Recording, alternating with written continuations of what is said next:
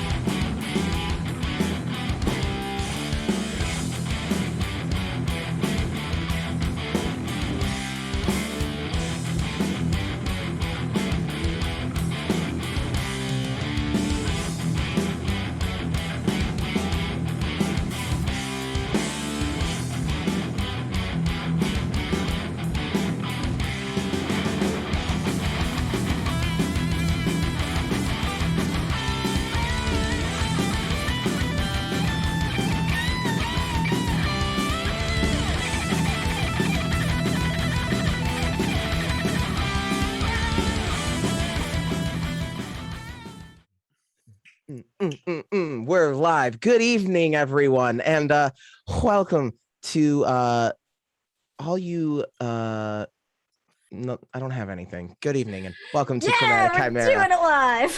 where the story is made up and the XP doesn't matter. Welcome back to the season 1 finale of WovenRealm, and welcome to those of you just joining us for the first time. WovenRealm is a 13th age independent broadcaster actual play 13th Age is a D20 fantasy TTRPG published by Pelgrane Press and developed by, well, one of the dudes who kind of invented the D20 system. So, that's why it's probably really fucking good and you should check it out. So we've got a code for that where you can get discount on 13th Age products with the code Chromatic. Also, the SRD is online. So if you want to check it out before spending money, you can do that too. And honestly, it's really helpful for me because it's very nice and I can search things while I play. Anyway, so we return yet again to the converged realm of Everencia with our wonderful cast here. AJ as Constance of Eternal Trust, the Azamar Paladin and Tech Jockey. Chris as Soren Silverthorn, the half-elf bard. Sam as Oleander Morgenstern, the spirit-born necromancer. Lucy, resident artist, as Zara Solaris, the half-elf cleric. And Noir will be rejoining us as Shaw in season 2. I'm the one known as Mr. Puddins. You can call me Alex. I'm the game badger. So I narrate and kind of come up with some of the story. My players really help me out by fucking up all the lore I make. That's the way we do it. Chris, I am getting there. So you might notice that there is a new friend amongst our midst. Tonight's special guest star joining us as Violetta of Seleucia, the Harlequin elf sorcerer, is none other than Kathleen Henry VO. Kate has been a beloved cast member here on the predecessor campaign, Agora's Bells, where she played Saren Calvor. And tonight the wrong turns ride again as she will be joining us. Kate, do you care to share about riding again in the voice actor's chair? Oh man, I've missed it. I've been kind of taking a back seat for some health reasons, and now that I actually have the capacity to speak, I'm back at it again at Krispy Kreme. I missed you so much. So We nice to have missed you. back. Kate is an incredible voice actor, and actually, fun fact, I do get a little meta with this thing. Kate was originally just supposed to be reprising cameoing Saren, but Sam was like, my guess is that Kate's going to be Violet. And I'm like, why was Kate born for this role? Violetta? Yeah, You know your own Violetta. character names, Alex? Come on. It can be Violet if you're close That's enough true, to her. actually. And I'm God, so I'm close enough to her. Sure. Kate's an incredible voice actor. You'll get to see her talents here on display for you tonight. And speaking of putting on voice acting talents, we're going to jump into the 22nd episode of WovenRealm, the finale of season 1. To those of you joining us for the first time, hello. Feel free to stick around as this episode will showcase the 13th Age system that we're playing quite well, and it's going to feature some great role playing. If you'd like to see what you've been missing out on, you can catch all the archived VODs on our YouTube channel. So anyway, without any further ado, the recap is shit got fucked last time. There's a riot going on, and the Druid Enclave is currently being exterminated by the Sheriff's Coalition. It is not a good time, and the party has met up with Fenris and Sylvia, who've been working hard to try and defend this town from these insurrectionists. Hard rain hammers down from above, drenching your clothes if they aren't already wet with blood.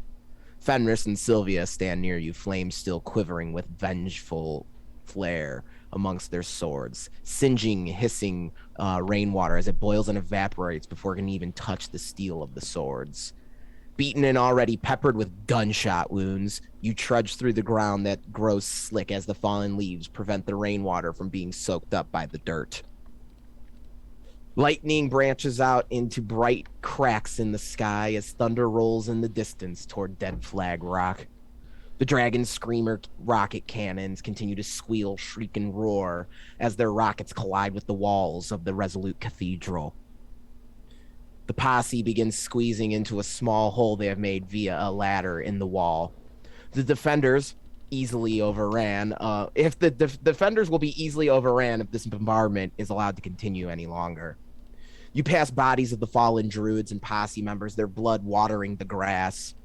The peaceful town you have been spending the past few days in now looks like a siege war zone. Fenris and Sylvia press onward. You can't help but feel your feet slipping on the wet leaves and mud as you make your way through the battle scene. A bright violet trio of swirling lights approaches from the outskirts of the Felicity Weave at University. As the silhouette of a woman in a traveler's robe approaches, you make out the cyan eyes of Violetta approaching. She approaches in a disarming manner as Fenris and Sylvia have taken no chances and already stand shoulder to shoulder, swords pointing towards the approaching mage. Kate, feel free to introduce Violetta, describe how she's walking up and whatnot. Well, walking is putting it lightly. She's sauntering a little bit, very sure of herself, got a little bit of swagger, seems mildly concerned at the group and the fact that they are covered in blood. We're not a fan. And she holds up her hands and, whoa, easy. We're all friends here. Are we all friends? For I am quickly learning that maybe some may not be very friendly.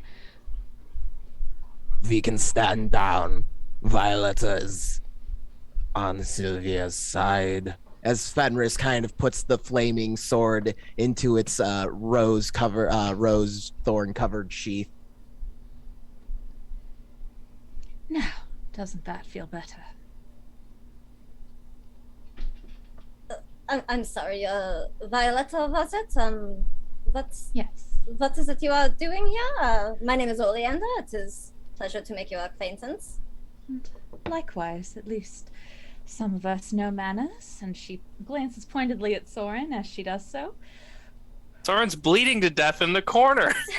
She doesn't care. Yeah, fuck you.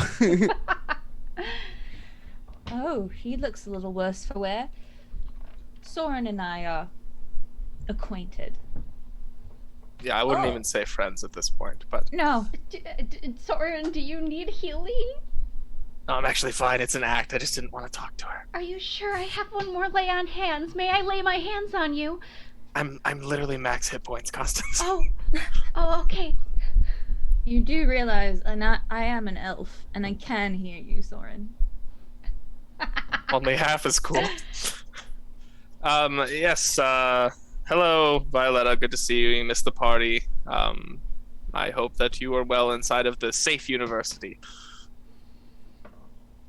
You know, it's life. Tad boring, but, you know, it's gotten a little more interesting lately. I got some good news. As much fun as it is to watch you shit on this nincompoop, gestures towards Soren. I fear if we tarry any longer, my mentor will not live to see the sunrise. Why am I fighting here again? Sorry, that was an internal monologue. Soren pulls Soren's his just sword. like, why am I defending this guy? Fenris pulls out his sword, pulls Soren in really close with like a wolf-clawed hand, and the sword alights at your neck. I'm sorry if you wish to be in league with Zebros and the others. I have no problem spilling your blood to water the trees of the next generation. I Enough! see. I already had you the make chance. Wherever you go. We have enough problems without fighting amongst ourselves.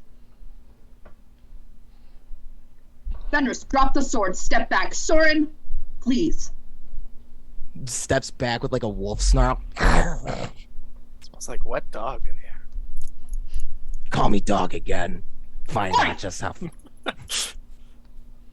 Focus. All right, let's go blow up some cannons.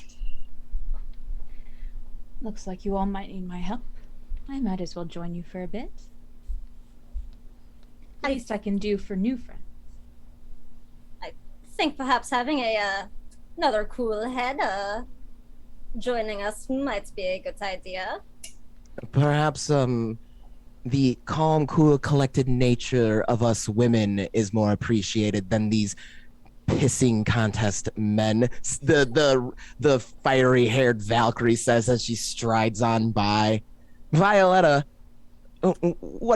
how did you find us out here? What's your purpose here? I heard that there was an issue going on and that I was needed to accompany. Who sent you? Saren. Calvor. Of the Weave. I'm aware.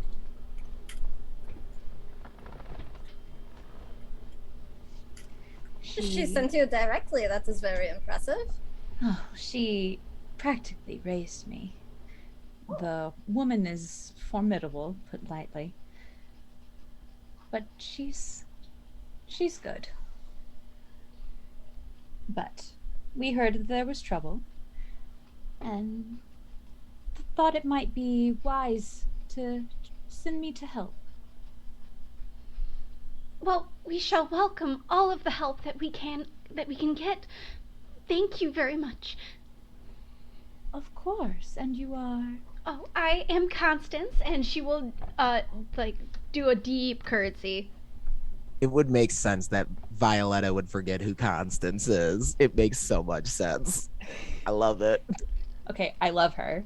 Like, Kate is absolutely obsessed with her.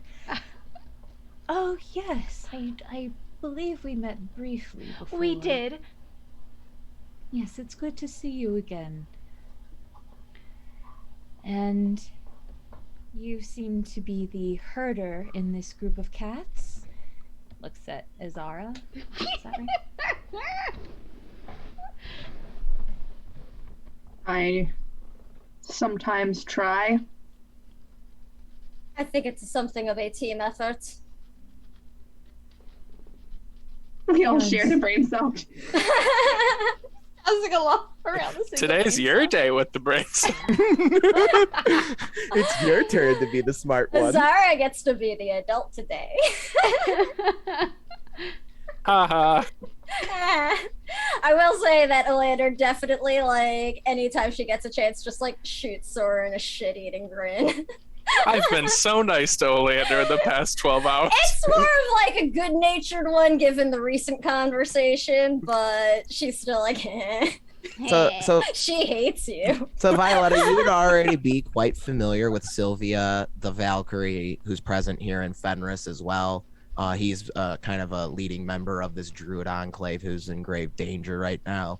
So him being a little extra snappy probably makes a lot of sense, considering it is his group of people that are being exterminated like wild dogs, literally. Sure. Have I had personal contact with him before, or just do I know of him, like, by reputation? Most likely just via hearing about him. Okay.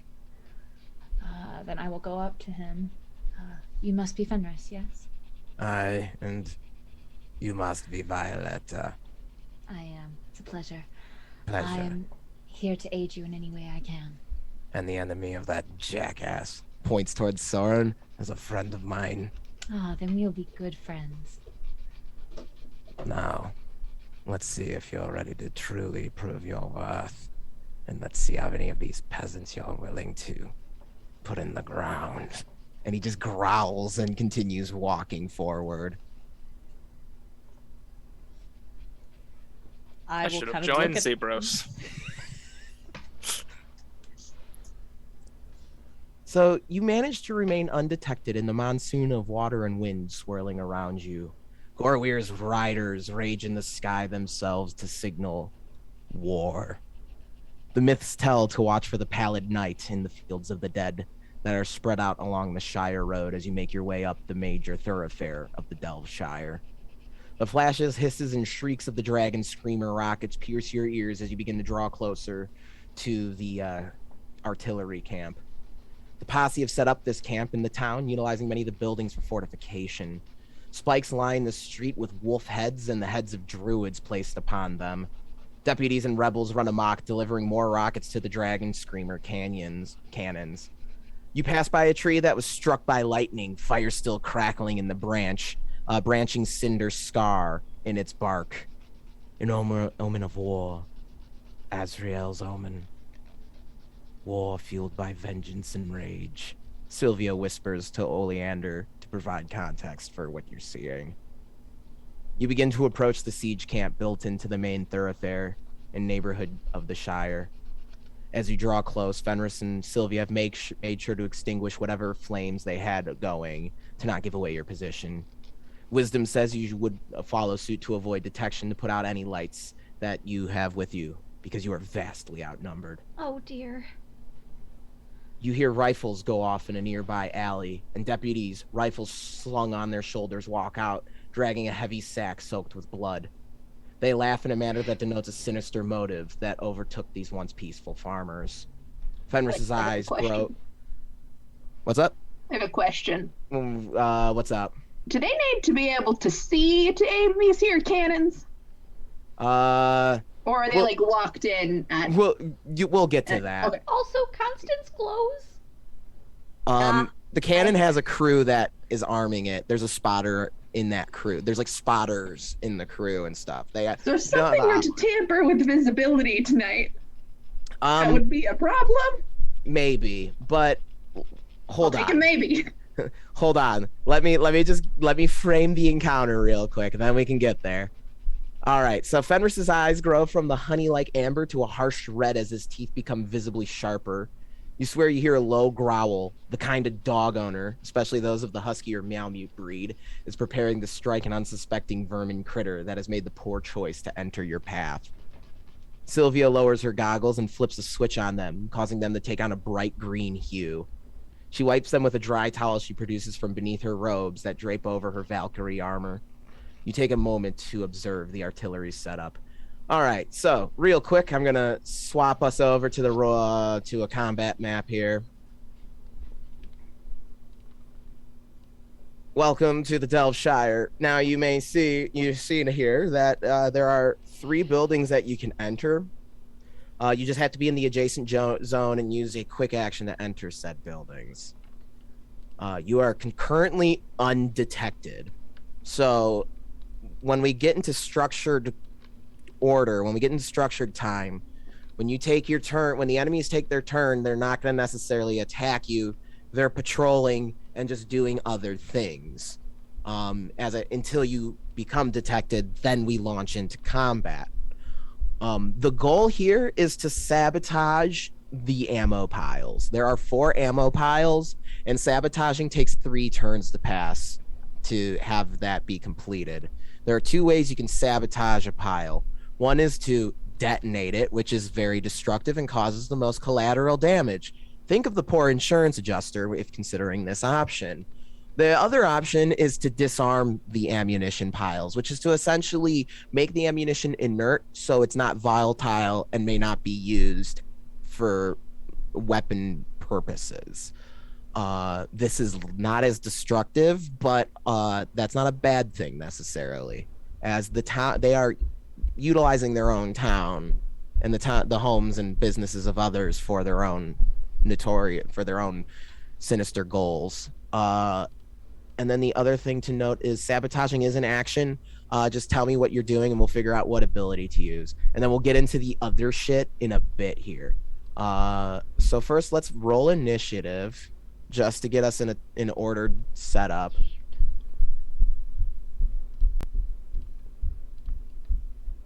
And you will note on the initiative order, there are a lot of turns. The enemies are broken up into various groups, so they're not all going on the same cycle. Nat 20. Shit. Okay, Constance, you are going before the deputy then, because I give ties to the player because it's just easier. Opposite end of the scale. That's a natural 1. Oh boy. Total of 3. Also, I got an 8.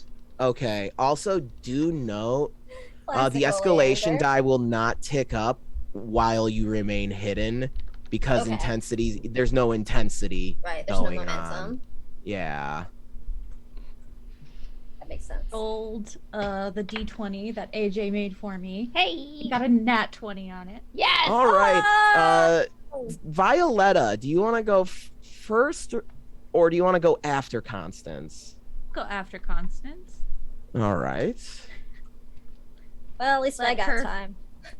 Let her figure out exactly what we're up against. All right. I got a 14. All right.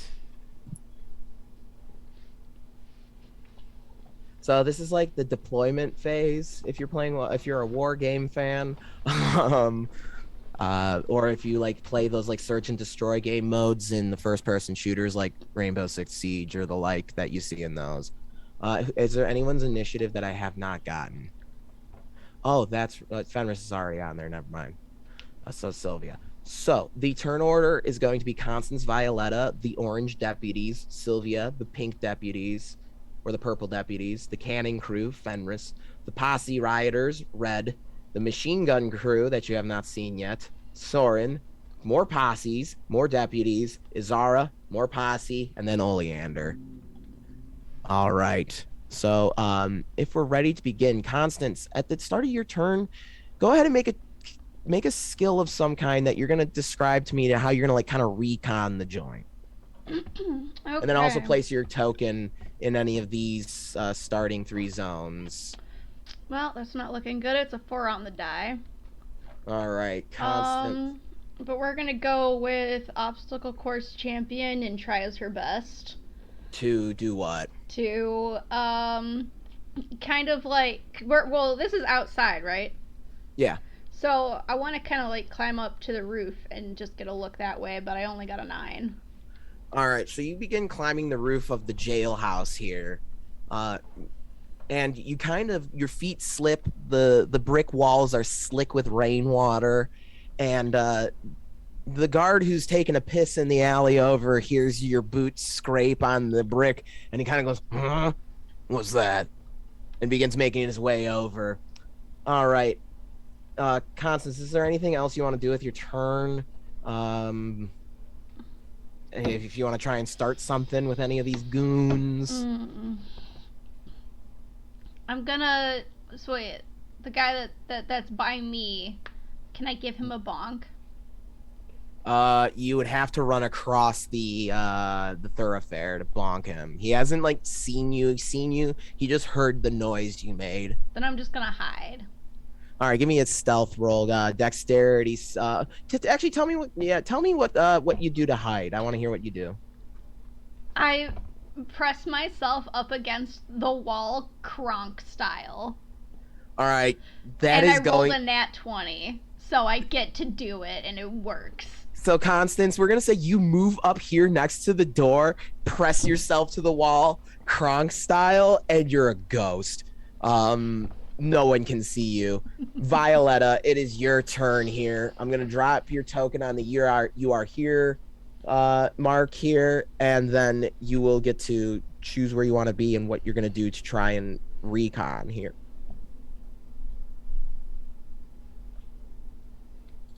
Sounds good. Sorry. No, you're good. Okay. So I roll. Oh, I have to figure out what the fuck I'm doing. Yeah, describe to me how you're gonna try and do this. So, oh man, it's good to be back in the saddle, but oof, it's been a minute. Let's see. I want to. This is kind of one of those games where you just describe what you want to do, and then we figure out what you're gonna roll. So, oh, cool. Yep. Okay. You have a lot of freedom. Hell yes, Yep. I'm here for that. So, okay, then I'm going to be sneaky and go the direction that Constance did not go, because there's probably less people in that direction now that there was a noise on the other side. All right, so are you going to go into this alleyway or this alleyway here? Ooh. Or you can duck into this alleyway here with your friends, Fenris and Sylvia. I'll go with Fenris and Sylvia. Sure, why not? Yeah, they're kind of like just hiding back there waiting for like someone to say go. They're waiting for say go right now. Yeah, I'll head that direction. The orange deputies, they're on a smoke break right now. Sylvia, waiting for say go. Purple deputies, they're not in sight, so you don't know what they're up to. The cannon crew lets off a round. Fenris, waiting for say go. Posse, red, they're just kind of all standing out there, weapons brandished, waiting for violence. You don't know about them. Soren, It is observation time. Are you going to try and recon here or hide? I'm gonna tell you, like, you tell me. So I wanna cast disguise self on myself. Yeah, go for it. And then just kind of like the guy that Constance like startled a little bit. Yeah. I'm just gonna walk around the corner in a matching uniform to him and be like, "Sorry, buddy," and just kind of like meet up with him. All right, give me a charisma love check. it. Give yourself advantage on that for the great use of disguise self as you run into this scruffy looking peasant. He actually is got like a bandage on his arm as he's seen some violence, it looks like. Can I use Yes. Silver Tongue? I guess I'm not really convincing him, but Yeah, I could say Silver Tongue because it's still like a charismatic type role. And like Okay. Fenris and Sylvia are like I'm just gonna flip him off behind my back as I roll a 27.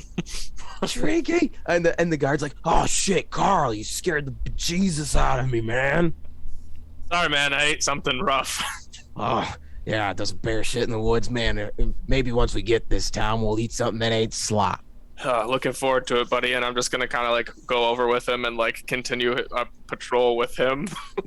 So Soren, he enters this the jailhouse here with you, and that'll reveal the inside of the jailhouse to the party here. Oh, that's not the right one. I need reveal area, not hide. Come on. It just hid even more.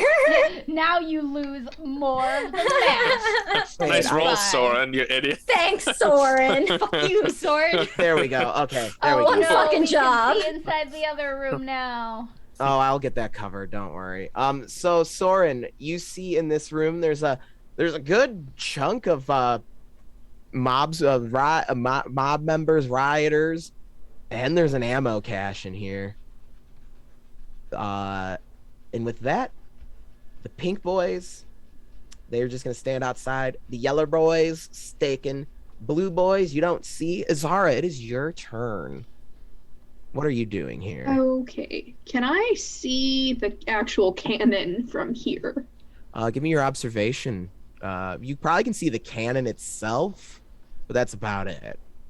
Okay.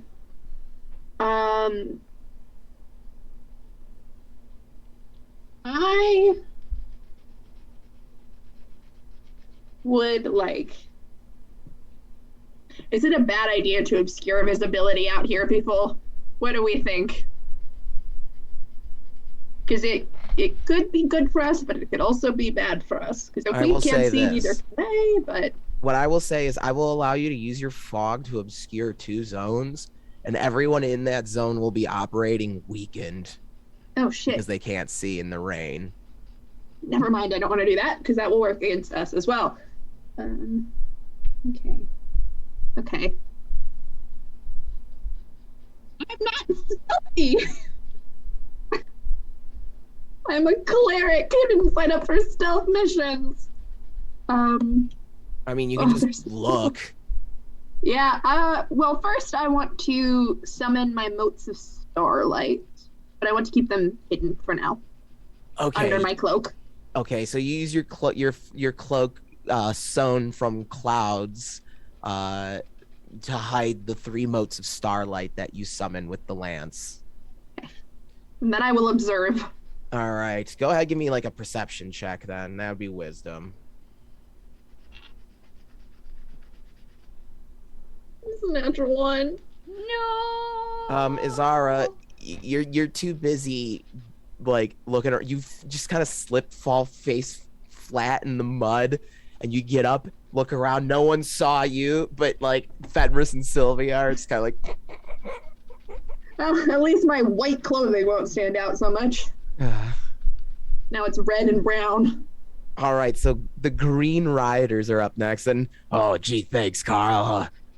Hey boss, Carl nearly had me shit my pants out there, and they all are just kind of laughing in there. They've got drinks, and you see like there's like a sack of like wet with blood on the counter of the jailhouse, and in some of the cells you see druids locked up waiting for the terrible fate that has been befalling others in the alleyway.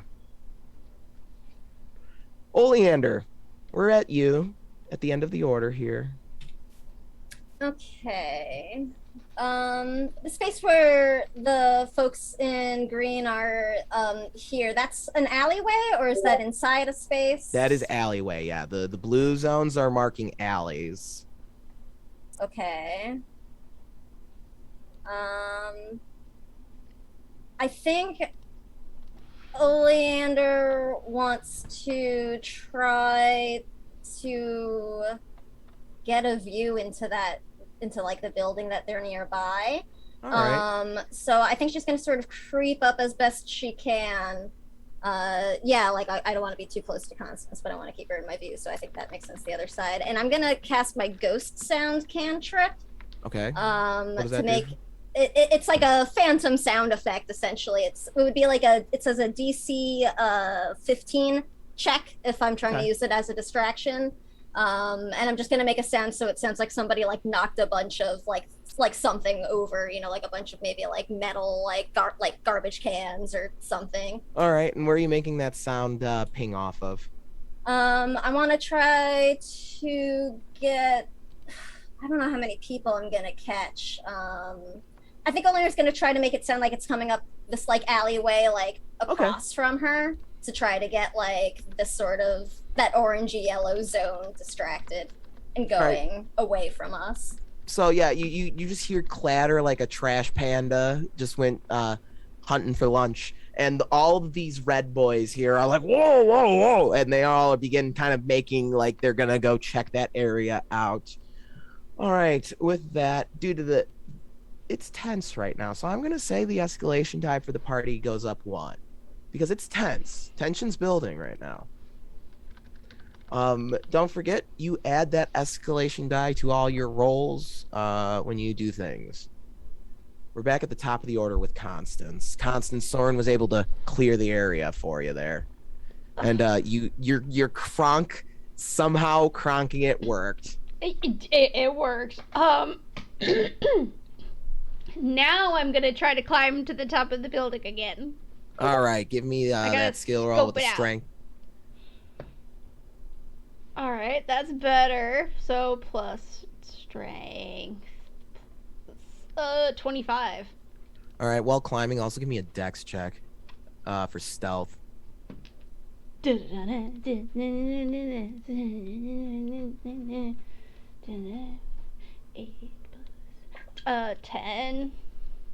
All right, so Constance, you're gonna be able to climb up to the roof, and once you reach the top of the roof, you hear from the church, "Oh shit!" and just start climbing the jailhouse with bullets as you've been spotted by the machine gun nest that has been set up in the bell tower of the church. Oh dear. I'm gonna like press myself flat against the roof. All right, and Constance, let's see. Yeah, you're gonna take suppressing fire here as you're pressing yourself on the roof. That's a 13 versus PD. PD. Oh dear. No. All right. But in the meantime, I will activate my halo. All right. Hold on here. All right. So you've technically taken cover because this attack forces you to take cover. And so there's just a hail of gunfire that just comes at you, just from the bellflower of the church, and it just climbs up the jailhouse. Soren, you duck as like bullets begin like just searing in through the window, implanting down in front of you. That's actually going to mark a sabotage point on this first cache here. Do note, if a weapon is the one that sabotages the ammo cache, that's kaboom. Just so we know, if like a gun does it or fire does it, that's kaboom. Constance, once you start getting shot at, you start scrambling up the jailhouse and roll onto the roof as these bullets are just singing over your head. Just next up we have Violetta. Violetta, you have not been noticed, but there are bullets flying, and now now the party is aware of the following. Let me reveal that. No trespassing zone, firing range, and bullet impact area in orange, yellow, or red. So if you're gonna run down the main thoroughfare, you're getting shot at. Constance is on the roof. Constance, and that's like, yeah, Constance, you're able to see into the church. And that's where you see another ammo cache next to this machine gun nest. Oh dear. Okay. And you do know, like, trying to hit this machine gun nest with any sort of like ranged attack or hitting, they're very entrenched. So inside the church is your best bet to take them down. Violetta, you're still you're behind the jail. They haven't spotted you, but all hell's breaking loose now as you hear a hero storm cannon erupt with gunfighter. Love that for me. Okay. I'm going to turn to Fenris and be go. And Fenris and Sylvia draw swords, and he takes his hand, runs it up the sword, cutting his hand, and it erupts in the fires. Golf clap. And then the wall that I'm standing next to, is there like a window? Yeah, it's like a little jail bar window. Cool. It's a cell window. Okay, so there's no way I could like break through that. And You could like, I don't know, you could try and break it with like magic or something. You're a sorcerer. Hell yeah, let's try break it. All right, go ahead, use like just make like a spell attack against it using your spell modifier. Okay. All right. And we'll say like you're superheating the bars to like melt them. Perfect. I'll go full burning hands on it and just Sweet. Just we'll just say it works because that's just a full ass spell. Just so you just follow suit with the fire and just purple flames erupt from Violetta's hands, and like these flames of the Feywild melt the prison, the jail bars, giving you access to the jail. perfect. I'll step through. And like the deputy and all the the insurrectionists, they look over, they're like, oh shit, and they start drawing their cudgels and swords and whatnot. I'm in a locked cell. What are you going to do? And the deputies raise their rifles. Get her, boys. Anything else you'd like to do, Violetta? Can I gather power for my next spell? Cool. So I will start gathering power. How does it look when you start gathering power? Well, in my character bio, it is listed as DBZ power up. So I'm gonna DBZ power up, except it's violet as opposed to bright yellow, and my hair doesn't change color, and my muscles do not become the size of my skull. But damn. I had to make quick notes on how all the stuff worked. I was like, it's a DBZ. It's literally the mechanics, the way it describes it. It's a DB. It's like, instead of casting a spell, you use your turn to charge up your next spell, deal double damage, mother. I'm like, it's fucking DBZ power up, man. It's the Kamehameha. Takes 6 episodes to build up. Yup. Yeah, so you just and those of you outside the the jailhouse, you just see like purple lights streaming out of the windows, and you just kind of hear the as like arcane energy is just surging in that cell. The orange deputies are actually just like, they're gonna just guard their ammo stash. That's what they care about. Sylvia's gonna follow suit, come into this jail cell here with Saren, and she's gonna attempt. Who's Saren? I mean, not Saren, Violetta, same person, right? She's gonna attempt to like shoulder the door in, but the jailhouse door is much more solid. It ain't that Pirates of the Caribbean shit with just the right leverage and you'll get through.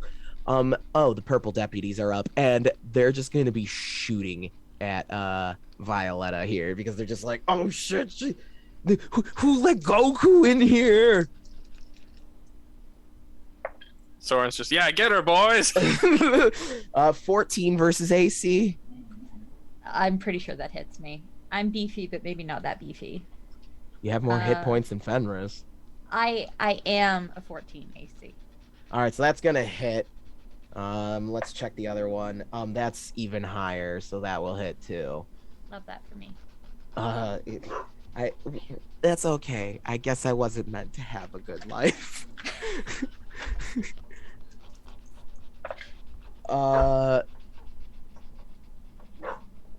Ooh.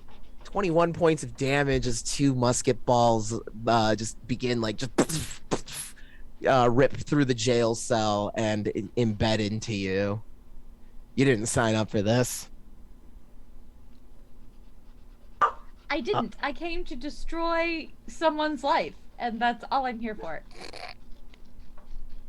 The cannon crew, you just hear another rocket just go off.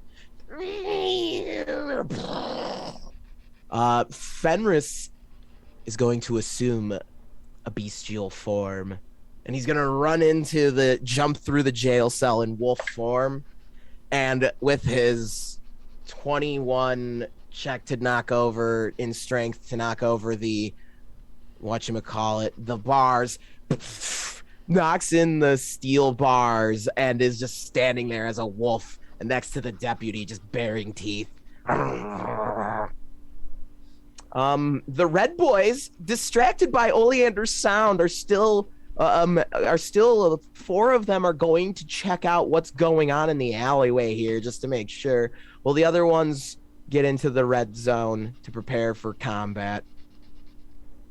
The machine gun crew is going to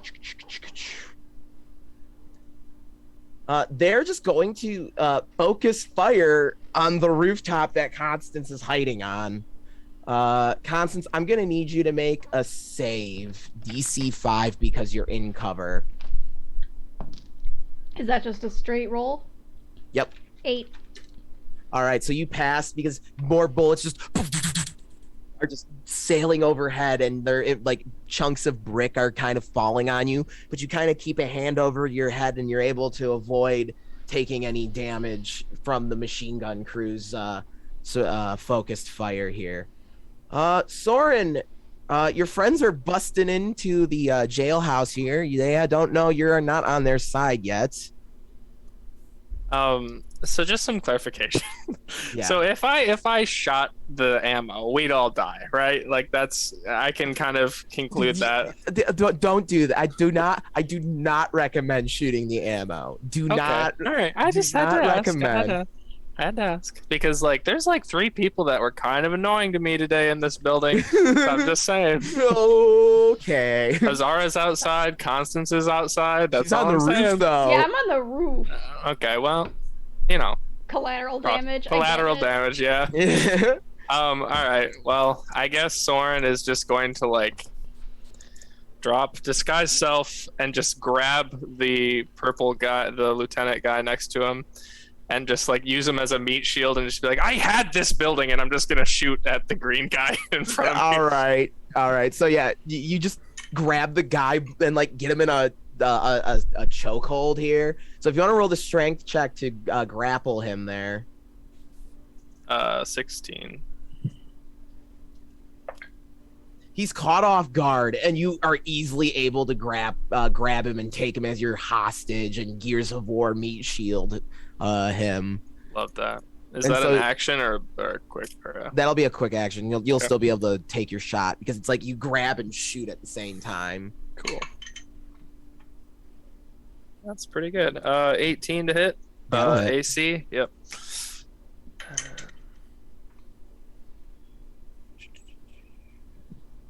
Why do I forget how to play every week?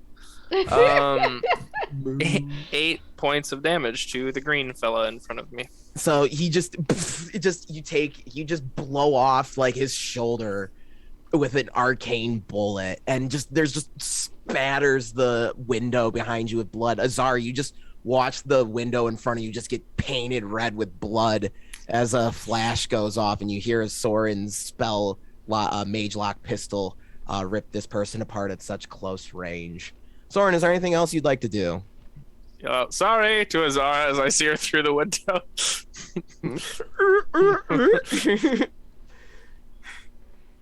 All right, the pink posse is up, and they're going to continue handing ammo to the cannon here. Yellow posse is going to continue doing their jobs.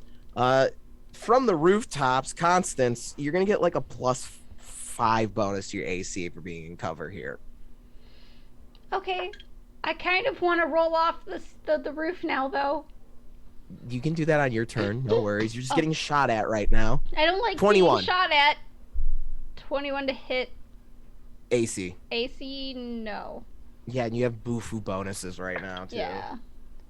That's a nat 2. So just like from this from the sides of the church, out of these stained glass windows, bullets come flying up towards you, just completely whizzing by overhead.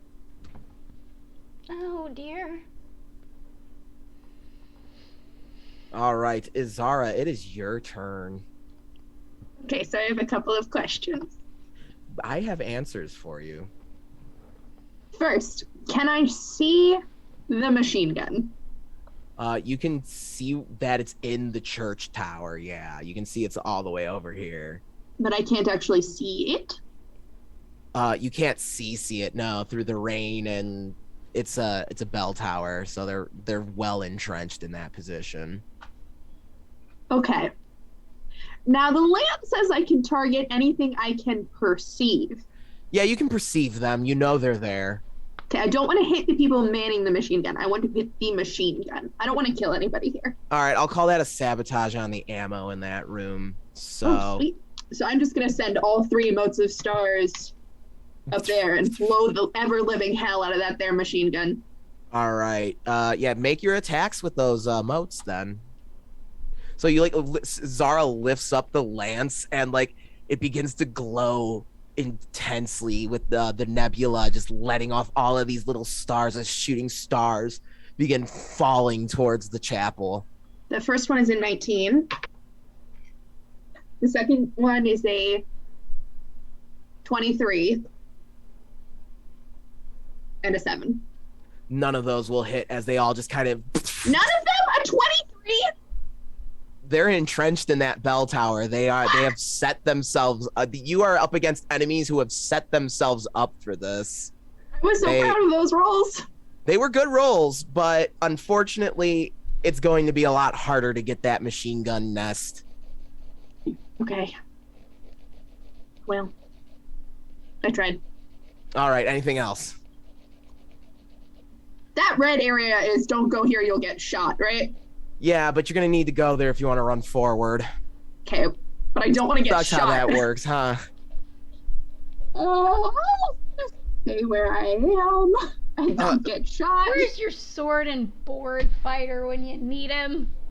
Where's Shaw? Where's our suicidal tendencies fighter who has no... Where's our Leroy Jenkins? Did I at least do some kind of damage to the bell tower and where they're You can camped in? fly. You have wings. I'll get shot though, Alex. Well, you have buildings you can fly between and stuff.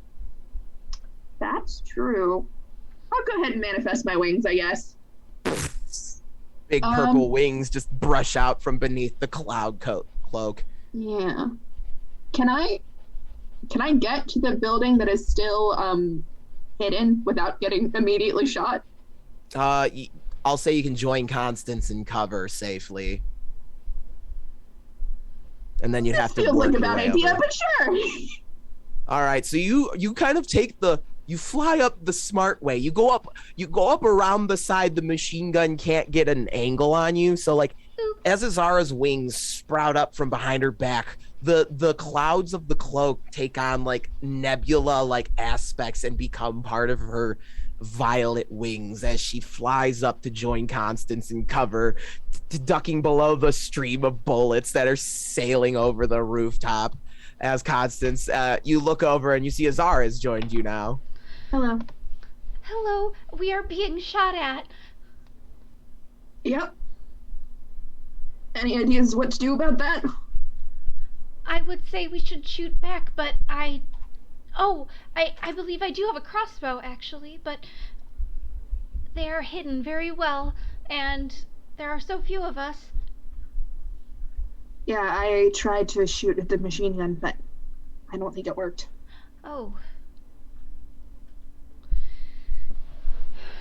We should also probably get off this roof before someone decides they want to blow the ammo in there. Yes, I have been attempting to get down, but we are being shot at. Yeah.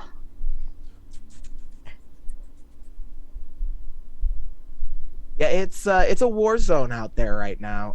I pre-rolled 3 of these posse boys to swing against Fenris because they are not the werewolf is public enemy number 1 here. And they got that will hit, that will hit, that won't hit. So Fenris is going to take 4 damage total as they kind of start just kind of cudgeling at this wolf. And, you know, he snarls as he's being beat with these clubs. Where are you, Fenris? What are your hit points? I need to see those. All right. And with that, the other posse members, 2 of them are going to bust in here. One of them's going to run into the other ammo cache room. And this one's going to run up towards the red boys to provide support here. Oleander, you're up. They haven't not spotted you yet. You're still in the alleyway. Okay. Is Oleander able to actually see this, like, far away ammo cache? Which one? The one, like, way over this way. Yeah, you can see that it's right by the cannon. That makes sense. There's one right next to the cannons. I mean, if she takes a few moments to eye it, does she think whacking that thing with a magic missile would do anything? Could trigger a detonation, possibly. Does she think we're safe enough? Yeah, that's a safe enough distance. I wouldn't blow up the one where all your friends are in there. Right. But that one's far enough away where you get the collateral damage might actually put you guys at a better tactical standpoint in this fight, as you are still, even though the enemies aren't strong, they outnumber you vastly. Right. Yeah. And it'll shorten the rounds as well. Yeah, it's also hopefully going to distract people from shooting right at, you know. Oh, did we get a raid that I completely Zara. missed? I don't know. Twitch is weird. Yeah. If you rated us, thank you. If you didn't rate us, heck off. No thanks. No, thank you, rescinded. Only raiders. Only raiders, right. no haters. All right, what'd you get? Yeah. Hold on. Focus up. Yeah, I'm gonna try to magic missile the ammo. If nothing else, it'll be hopefully a distraction. How many missiles do you get? It's just 2 missiles. All right. But that's gonna be 9 force damage. It's not much, but It's more because of the number of impacts, less to do with okay, it's 2 bolts then. Yeah, less to do with that. And then we're gonna label this one the orange one because it's in the orange zone. So one of them has 2 ticker markers on it, and one has 1 ticker marker on it. Remember, the ticker number is 3. So don't be around when that one goes off. Top of the order, the escalation die goes up 1. Bullets continue to sail on over the jailhouse as Fenris is beginning to be piled on by these rioters. Soren has grabbed someone to use them as a meat shield here. Sylvia's trying her best to protect Violetta, who was shot with muskets at a close range. Oleander, you've made yourself known, your presence known to the battlefield by shooting off your magic missiles, and the cannon now is aware that you might be a decent target. Anyway, back at the top of the order, Constance, you're on this rooftop. Bullets continue to overhead. I would like to get down. Yeah, you can slide down. I'm gonna say it doesn't really require anything because it's easier to go down than go up the building. Typically, yes. Where would you like to land? I will land on the side facing Oleander and behind all the dudes. Okay, when you do that, the machine gun's gonna unload on you. Okay. But good news is Look, all those. I would rather it be on me than on Oleander. Not only that, all those dudes there. Friendly fire. Yay! Oleander, I'm going to need I'm attacking your PD. That's a 24 Yeah. versus PD. Not Yeah. Oleander, I mean Constance, sorry. Yeah. All right. But also all of those posse dudes are getting hit. So first of all, Oleander, you will be forced to take cover and you are dazed. I mean, not Oleander, Constance. Names are hard. Constance, you're dazed. Dazed and not confused. I don't want to say that because being confused is its own. So Constance is dazed, meaning -4 to attacks until you pass a save, and you are forced to take cover. Are you going to dive into cover with Oleander? I am just going to dive behind all of the dudes. All right. Well, no, They are my cover. The mechanically you have to go into a zone where you are covered. Fine, then yes, by Oleander. All right. So as the bullets are going by, you duck down to try and you try to avoid being hit. You take 8 points of damage as the bullets just rip through the posse guys who had the very unfortunate fate of being in your path as the machine gun fired. And with that, Constance, is there anything else you'd like to do?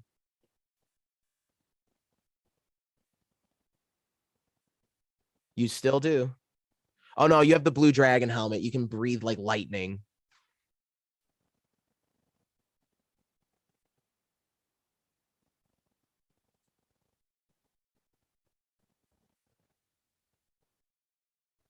All right, so you are. All right, let's see here. Violetta, you are up. The jail cell door is open. Sylvia can step aside if you're all charged up and ready to go. I would like her to step aside, please.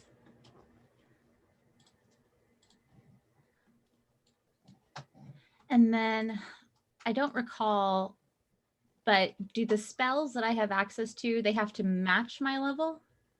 It's like you have let me check the thingamajig real quick. But yeah, they should match the level that is listed in your progression chart. Perf. And as a third level sorcerer, that would mean I'm pretty sure it's still just third level spells. I think it's pretty straightforward, assuming sorcerer is like necromancer and wizard. It is. Okay. It's very similar. Then Sam's right. Sorry, I have not played a lot of spellcasters in this game yet. Neither have I. So you're good. Well, that's perfect, actually. So I'm going to. Where'd that spell go? Where are you? Is it breath time? It's breath time. I am going to cast Breath of the Green. What does that look like?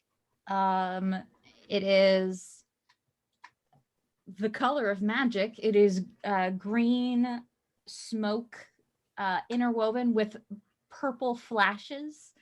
And it comes out of my mouth and just goes for the baddies that I see in front of me. All righty, go for it. All right, D20. And that's versus PD. Versus PD, okay. And then you target 1d4 enemies. Okay, so I need to roll D4. Oh shit, that's gonna be 30. Oh, that's gross. That's gross. I saw it and I was like, oh, I know exactly what I'm doing. Oh my lord, that is grody. Okay, so my charisma, which I'm very charismatic. 4 plus. In your character sheet, 7. If you go to your stat things at the top, it'll be charisma plus your level, so +7. Okay, hell yeah. So that was a 13 plus 7 is a dirty 20, and on the versus D4 versus and then I rolled a 4 on the D4.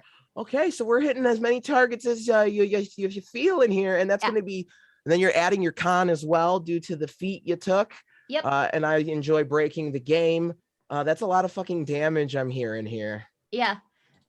So because I charged up, this attack does double. And then it is ongoing poison damage, so it continues. Yeah, it's that's great, but too bad no one in here is going to live to tell about it.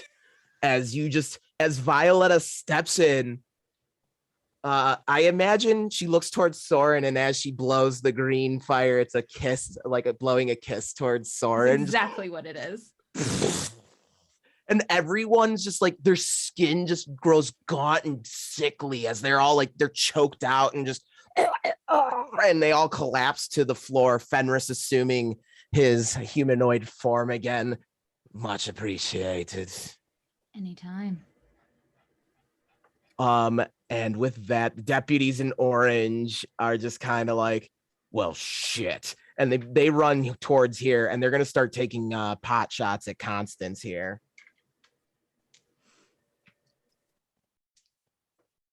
Yeah, now it just in the jailhouse, Izara out of the broken window. It looks like tear gas is just pouring out of there now. Mustard gas. Okay. Constance, a nat 9. That's a 14. That won't hit. 21. AC. 24. All right. You take 8 points of damage as the deputies, they kind of line up in the street there and just, and bullets are burying into the wooden building next to you, causing splinters to fly by you. And when you go to check to see if the way is clear, a bullet pings off your armor and up into your shoulder where the Oni Dust Warden had previously broken your armor, causing your breastplate to fall to the wayside. Narratively, this is just narrative. Mechanically, you still have your full AC. Your armor's just falling apart because we love that moment when Spider-Man's got half a suit left. And your shoulder begins, like, you just feel like a hot sting in your shoulder as blood begins pouring down your arm. Sylvia's up, and she is going to run into the alleyway here and begin making her way to the next building. He's gonna stay in there. The cannon crew is going to turn the cannon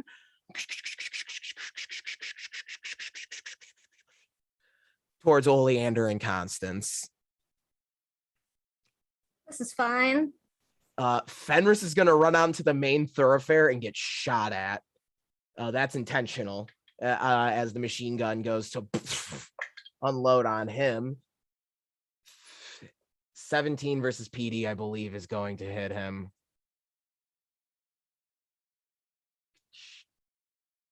But it is, yes, that'll hit him. Hit his PD. He's going to take 11 points of damage. Owie. As he just gets shot with bullets, and he joins Oleander and Constance, holding a flaming sword, looks towards Constance past Oleander. Nice to see you again, by the way, Oleander. Shame it has to be these circumstances. Always a pleasure, Fenris. I've always hated fucking guns. And he's about to turn out to run again as we go to the next turn here. Tell me about it. Oh, did we skip Constance? Oh, I'm sorry. Go ahead. I thought it must have. Right, Constance goes before Violetta. Yeah, I'm after Constance. Yeah, I don't you remember. jumped off the roof and got shot. Oh yeah, because that's how you came to join Oleander. It's just a really long round. Yeah, it's a Yeah, I very thought long we started round. over, and I was Sorry. like, wait a second. I wanted to split it up so all the enemies weren't just me rolling. It makes sense. Yeah. No, All it's right. fine. I was just like, what? Where? What? When are we? The red boys are gonna they're running towards the alleyway here to begin to try and like essentially utilize that choke point against y'all. the machine gun crew is up, and they're going to continue shooting at the jailhouse. Soren and Violetta, give me saves DC 5. It's just a flat D20 roll. 6. You just got it. 6. Just got it. So bullets Let's go. begin just. It's really close as you like have to hit the deck from all these bullets that are streaming in, and the ammo cache, it's on fire. You're gonna want to get out of there real soon, is your guess. As Soren, we get to your turn.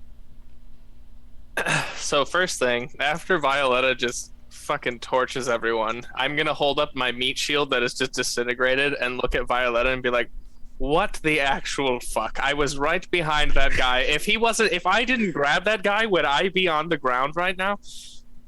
You may not even be here. Oh my I missed. god. I would have loved to not be here. And I'm just going to shit, I don't know what I want to do. You can exit into the alleyway via green arrow, so you don't have to run into gunfire. Yeah, I'm gonna do that. Yeah, Shadowrun this shit, man. Yep, and I'm just gonna like, as I'm running past Azara, who is like above me, I'm just gonna be like, what would you have me do here? I don't want to kill these people. I really don't, but it's kind of too late, and I'm just gonna like knock out a guy with the butt of my gun as I'm running by. Yeah, just spin falls. Yeah, if you like during your time when you're running, if you want to just like narratively like take goons out, go for it. Like that's the point of this battle a bit. Yeah. Soren, and I'm gonna cast Story of Heroes quick on Azara, Violetta, and Sylvia. All right. Violetta, you've never had the joy of knowing a Soren buff. She's not here. Oh. Shame. And she still won't. She still won't. Anyway. Pouring into the alleyway, here come the Pinkertons. Ready to there's just not enough space for them all to pour in, unfortunately. So the rest of them are going to begin pouring into the red zone here, as they all want a piece of they think Fenris was the one who torched the jailhouse because they're bigoted pieces of shit. Anyway, Soren, you're gonna get attacked by these pinky boys. I'm gonna guess that a 7 and an 8 versus AC don't hit. They do not. 17 versus AC? That does. 2 points of damage from a club as you kind of just get smacked across the head. Just gonna yell out above me, boy, I sure wish I could kill these guys. And with that, the rioters in yellow, they're like, oh shit, and they begin piling into the red zone as well. As Constance, it looks like you're playing O-line again. Time to protect the quarterback here. From the church rooftops, just more shots go off that bury into buildings. Izara, you're on a rooftop here with wings. Yes. How it doesn't say on the handout for the lance. How many times can I cast that cantrip? As many as you want, but that's a full that's an action that would take your It's a full attack. action. Yeah. But I need it though, is the thing. But I needs it. Like They're you can very move and do useful. that. You can do that and move. You just can't do that and attack. Yeah, no. So I am going to do that. Summon 3 more. And this time I'm not hiding it. In fact, I'm gonna make a show of it to make it clear, like, I have the lance that struck down what's his fucking name? Gorgoth. Gorgoth. I am an emissary of the Astral Star wielding a lance that has been used by actual fucking saints. Do you really want to be on the other side of this battlefield from me? The bullets begin to like work their way towards the jailhouse, but then when they see the lance of star, it's like almost like they just kind of stop right at Azara's feet. Okay. And then I'm gonna leap to the other building. All right. wings spread out and you leap on top of the other building, and I'll just reveal it so it's easier for us here. Nope. No, the opposite. Once again, it hit even harder. Roll 20. What the fuck, man? I Nope. believe in you. I don't. Oh. Nope. Whoops. Even bigger. Oh, what the fuck, roll 20? Roll 20. It's like when you try to erase a pencil with a really crappy eraser and And it just smears. smears. Yep. Zara is also, for the record, going to shout that the crash is on fire and everybody should get away from that building. Did that work? Yeah. Who knew? F5 Yeah, now we solves can all see. my problems. All right, Izara, with that, you have... Where did your token go on? I don't know. She disappeared. Fuck. Oh, I found her. Oh, okay. I don't know where I am, but that's Yeah, fine. that actually works. Put you like right on the balcony, Deadwood style. And with that, the rioters in green. There's one here is gonna actually that's a Pinkerton. You should have attacked Sylvia. Whatever, you lose your turn because you're silly. Gonna run out into the thing here, and then Oleander, your turn. Yeah, Oleander's not liking any of this. But I think she could tell that the ammo that she had magic missiled was probably close, right? We needed to get it to Oh yeah, 3 ticks, you that's said? about to go 18-12 overture. All right. And she's gonna sort of like squeeze past Constance and Fenris, like, and shoulder gun, pardon me. Hold on, cover your ears, and magic missile the ammo box. And that's just 7 just force. right before all the it's like fireworks going off right by just all these, and you just see this the cannon, just like colorful mushroom cloud come from the cannon as like the cannon crew's destroyed. At Oleander, just you cause this magnificent.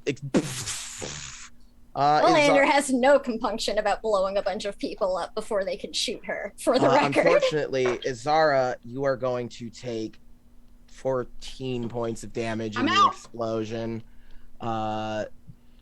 As you are caught in the Oleander blast. feels bad about Wait, that. no, I lied. I still have like 4 hit points left. As like 14, you said? 3, so just half of the freaking thoroughfare just goes nuclear as Oleander lights up the main ammo cache. That just, and luckily the jailhouse is the only one that hasn't gone off, and it's about to, giving Violetta, you're just not in time though. As after Oleander's turn, it's yours, and that blows up too.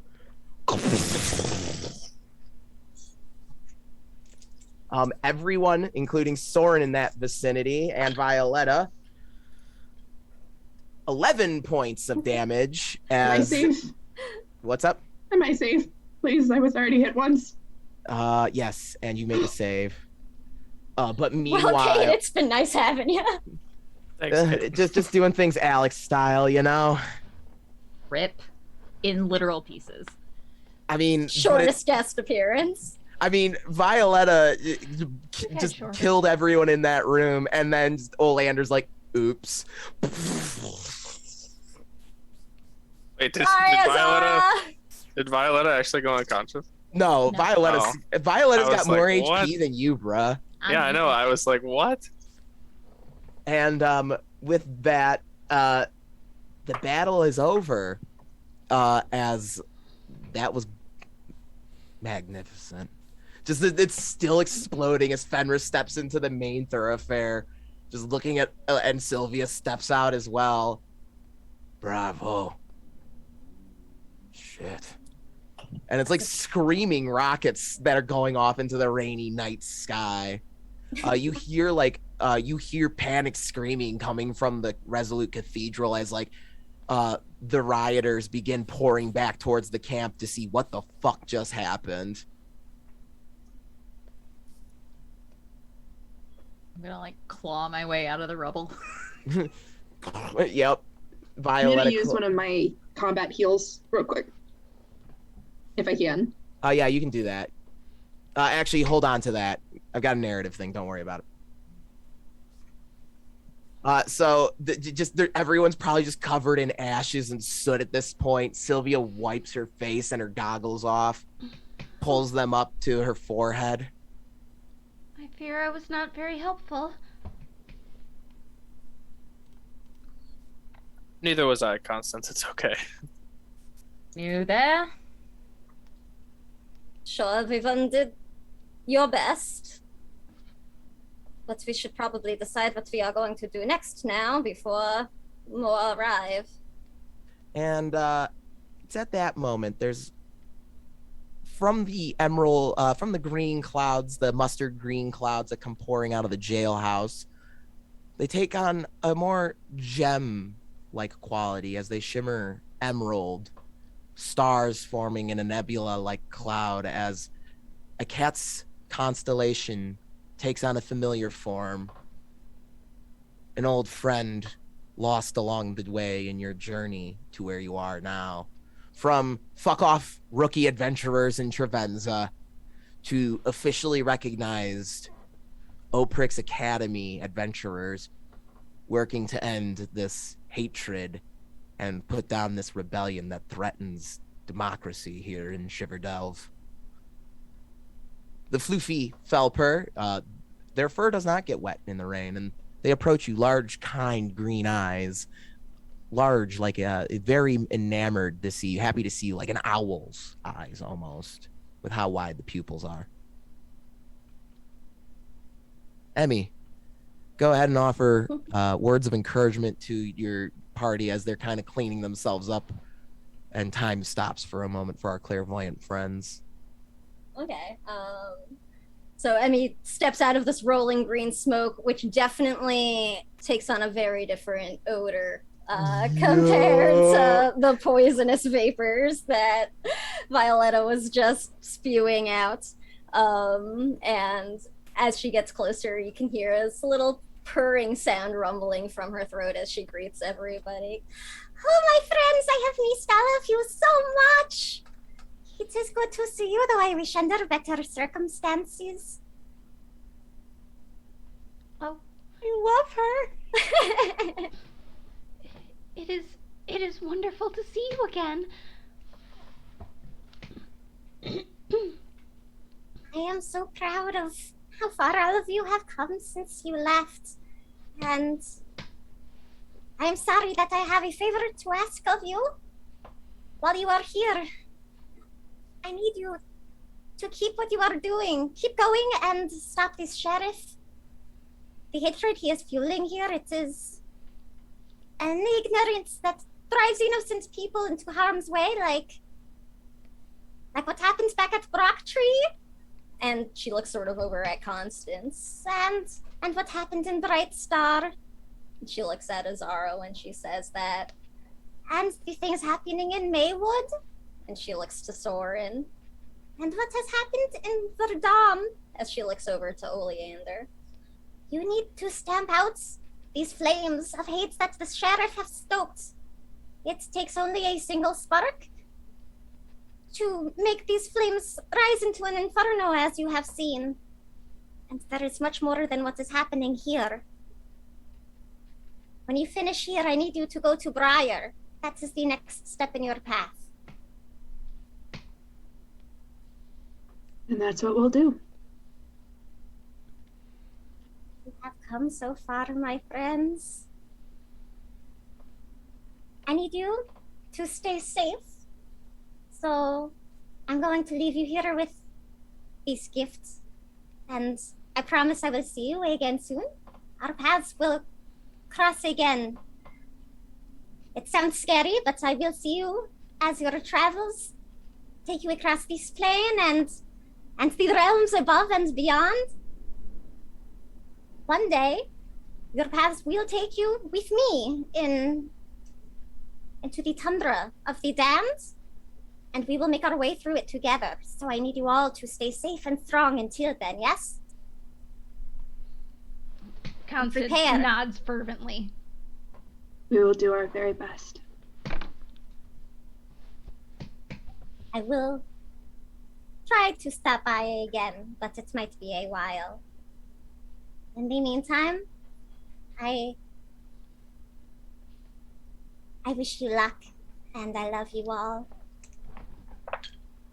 Protect them! And she sort of looks over to Violetta. And she sort of steps back into that, like, smoke that spills out into the shower of emerald stars. And when the sparks, like, fall on you, you feel this warmth. And this And you really... regain 18 hit points that recover any drained or irradiated hit Yes! points as well. It's like that purring sound that Emmy makes as they were talking to you just sort of vibrates through these green sparks that like light up on you, and it's like you can feel an Emmy hug spurring you on. Yo.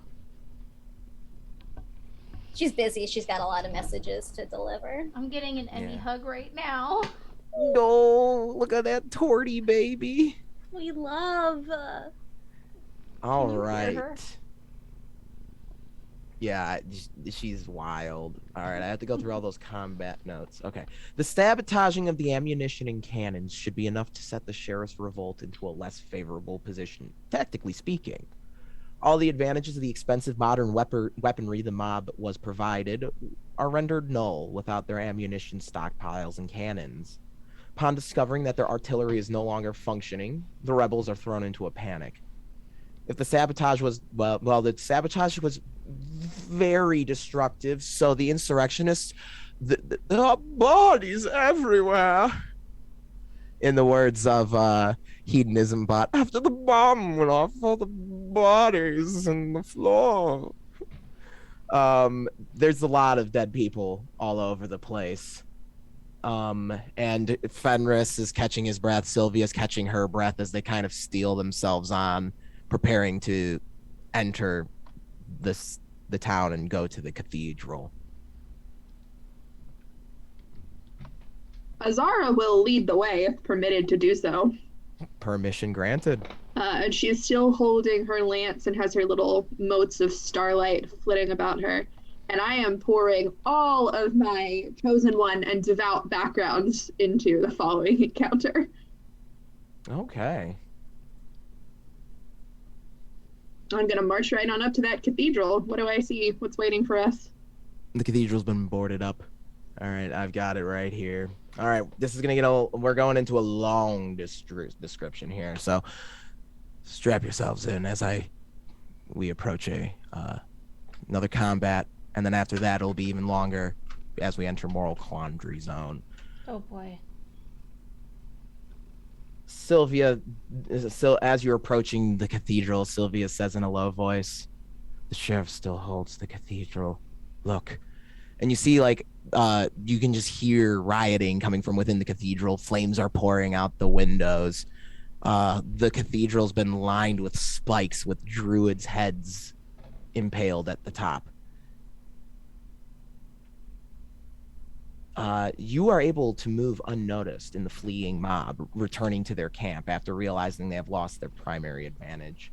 You make your way through the hole in the wall the dragon screamers had punched in so kindly for you, pushing past mob members. Fenris has assumed wolf form again, pouncing and ripping and tearing anyone who's unfortunate to have the displeasure of crossing his path, regardless of Azara's personal feelings of the matter. You cut your way easily through the rebels. Some of the town guard, when they realize that they finally have support, take up their arms again with a newfound valor provided by this flight of Valkyries they are witnessing your party perform as you battle your way tirelessly to the cathedral. I'm going to have all of you just go around, tell me what it looks like as you're fighting your way to the cathedral here. It's no rolls are required. It's just you're killing mooks. Or sheriff's name is Leon Jennings, for anyone who cannot recall the name. So yeah, Fenris is just pouncing on anyone, ripping and tearing, turning back into a normal druid, stabbing with fire sword until assuming wolf form again. Sylvia is fighting with the elegance of an ordered knight, the Valkyrie using both a halberd and her sword in tandem. Violetta, why don't you tell us what it looks like as you're destroying these peasants? It's mostly just breath weapons all the time.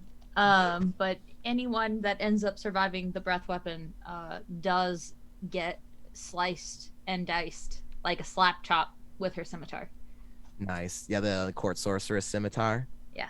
Nice. All right, who wants to go next? I can, I guess. Oleander is pretty much in full necromantic glory right now. At this point, as she's just sort of like nonstop casting magic. Her eyes are permanently shrouded in black shadows, and she's got those like smoky black veins crawling down her face, and she's just shooting off like darts of magic missiles. There's spirits clinging to people while she's casting her necromantic cantrips at them, and it's pretty terrifying. I just imagine the party just running towards the cathedral is a very terrifying sight for anybody who's not on their team. And she's slow going, like she's leaning on her cane pretty heavily. Like maybe people who haven't been traveling with her that long may not notice, like she's like holding herself up well, but the party can definitely tell she's not moving as great right now. And then at that point, if Fenris noticed it, he actually takes on his wolf form and uses it to provide like a service dog type aspect to your fighting. Quietly, she'll just sort of whisper Danka Vercingetorix to him. Alrighty. Who wants to go next? Who wants to be brutal? Who wants to rip and tear? Sure. Poor Noir. Shaw would be having a time with this. Right. Oh, We miss need you, it, Noir! Shaw. All right, go ahead, Constance, with your cyclone staff. All right. So Constance is just like parkouring through the streets, bopping people on the head with her staff and breathing electric fire out of her helmet, just being the paladin we all need right now. And yeah, just looking like an angel of vengeance, obliterating everything in her path. So, if Constance was using, there are Furies who are known for their mastery of lightning, as lightning is actually considered one of the elements of fire, is part of the elemental tree of fire. So Constance very much resembles one of the Furies of legend, Azrael's angels of rage and vengeance. She's wearing the helmet that we got from Sylvia, the dragon too, helmet right? too. Yeah. There is a Fury that's an angel that takes on a dragon form, and its wings are just basically rockets. All right, Azara, do you want to go next with your Sure. Lance of Stars?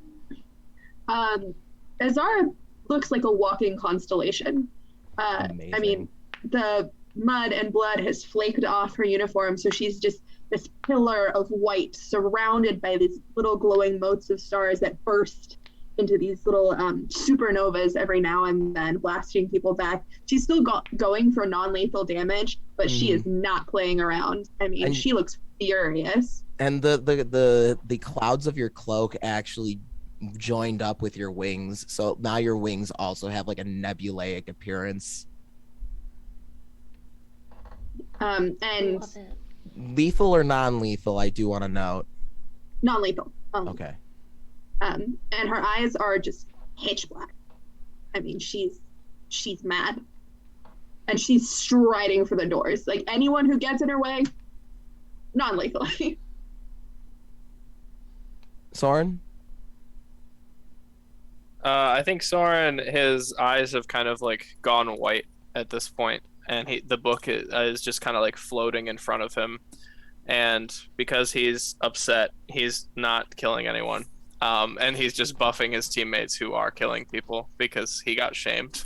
So he's like angrily doing it, like he's grunting, like not grunting, he's like swearing under his breath, like motherfucker shit. And he's just like, I could be killing so many of these guys, and I'm just like buffing all my friends, just walking forward, wading through the bodies that they Amazing. drop. And Oleander, as you look in the distance where there's more fighting, you see a figure who you have not seen in Shiverdelve, and you're not even sure if this figure is actually real or just a hallucination. You've never seen an angel with raven's wings before, but there's always time for firsts. These raven's wings seem to have the vault of the night sky trapped in them, as this angel in majestic armor fights off insurrection, like a whole band of these insurrectionists, these rebels who are running to reinforce the cathedral, all on his own, with a Kovithian Zweihander glowing radiantly in his hands. After he's done slaying the mob before you, time stops. As this figure approaches you, winged helmet over his head, only his glowing, piercing blue eyes peering down at you as he looks. Oleander. I was beginning to wonder when we would finally meet.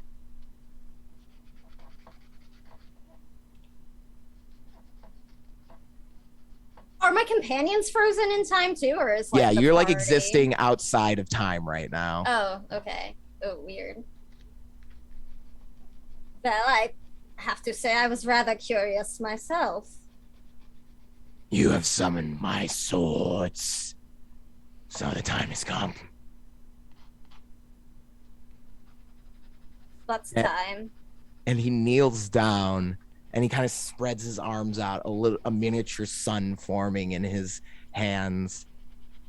And he pulls out this sword that is almost indescribable. It is made of the sun's light itself. Magical flares lapping towards you as the raven-winged angel pulls the sword and presents it hilt first to you. Aphelion. My gift to you.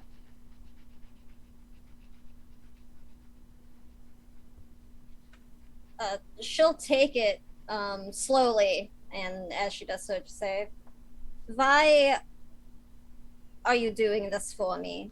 I believe you have given me a gift before."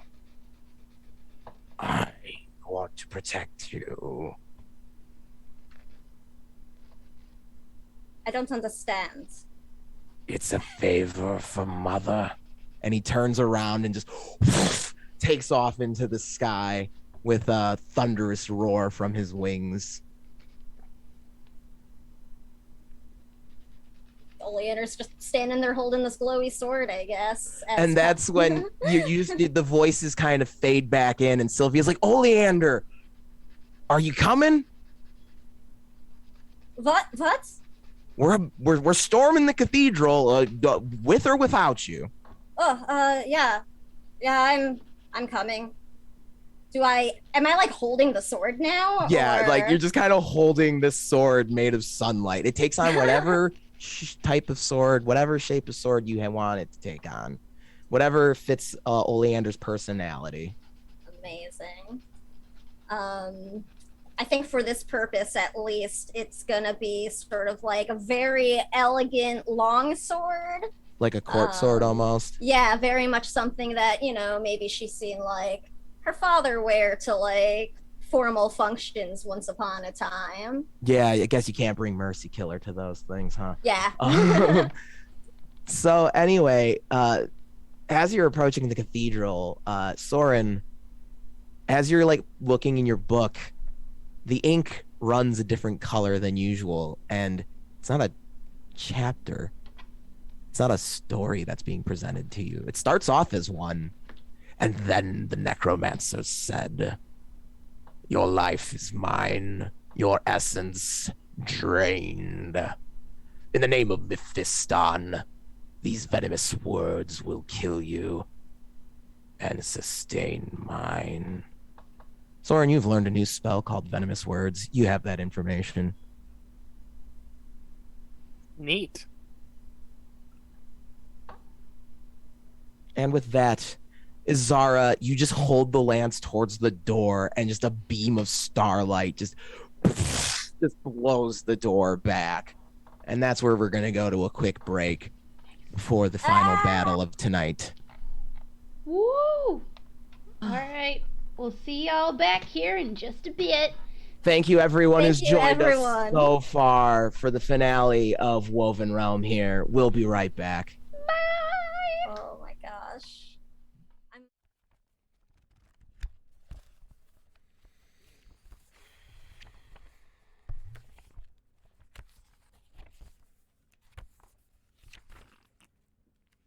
Welcome.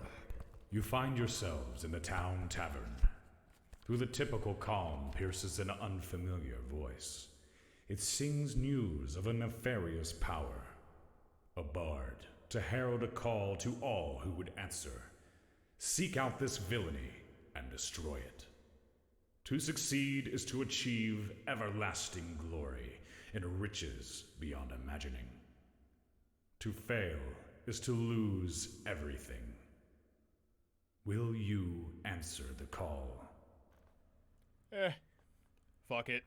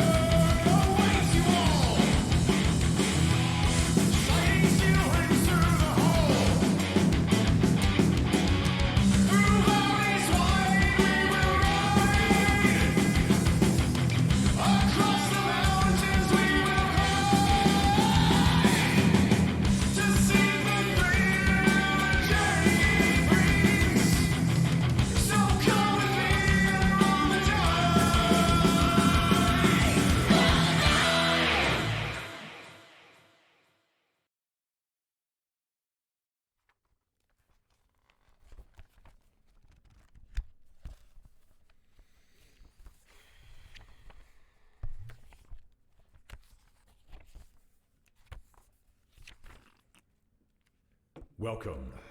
You find yourselves in the town tavern. Through the typical calm pierces an unfamiliar voice.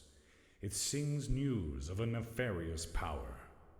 A bard, to herald a call to all who would answer. Seek out this villainy and destroy it. To succeed is to achieve everlasting glory and riches beyond imagining. To fail is to lose everything. Will you answer the call?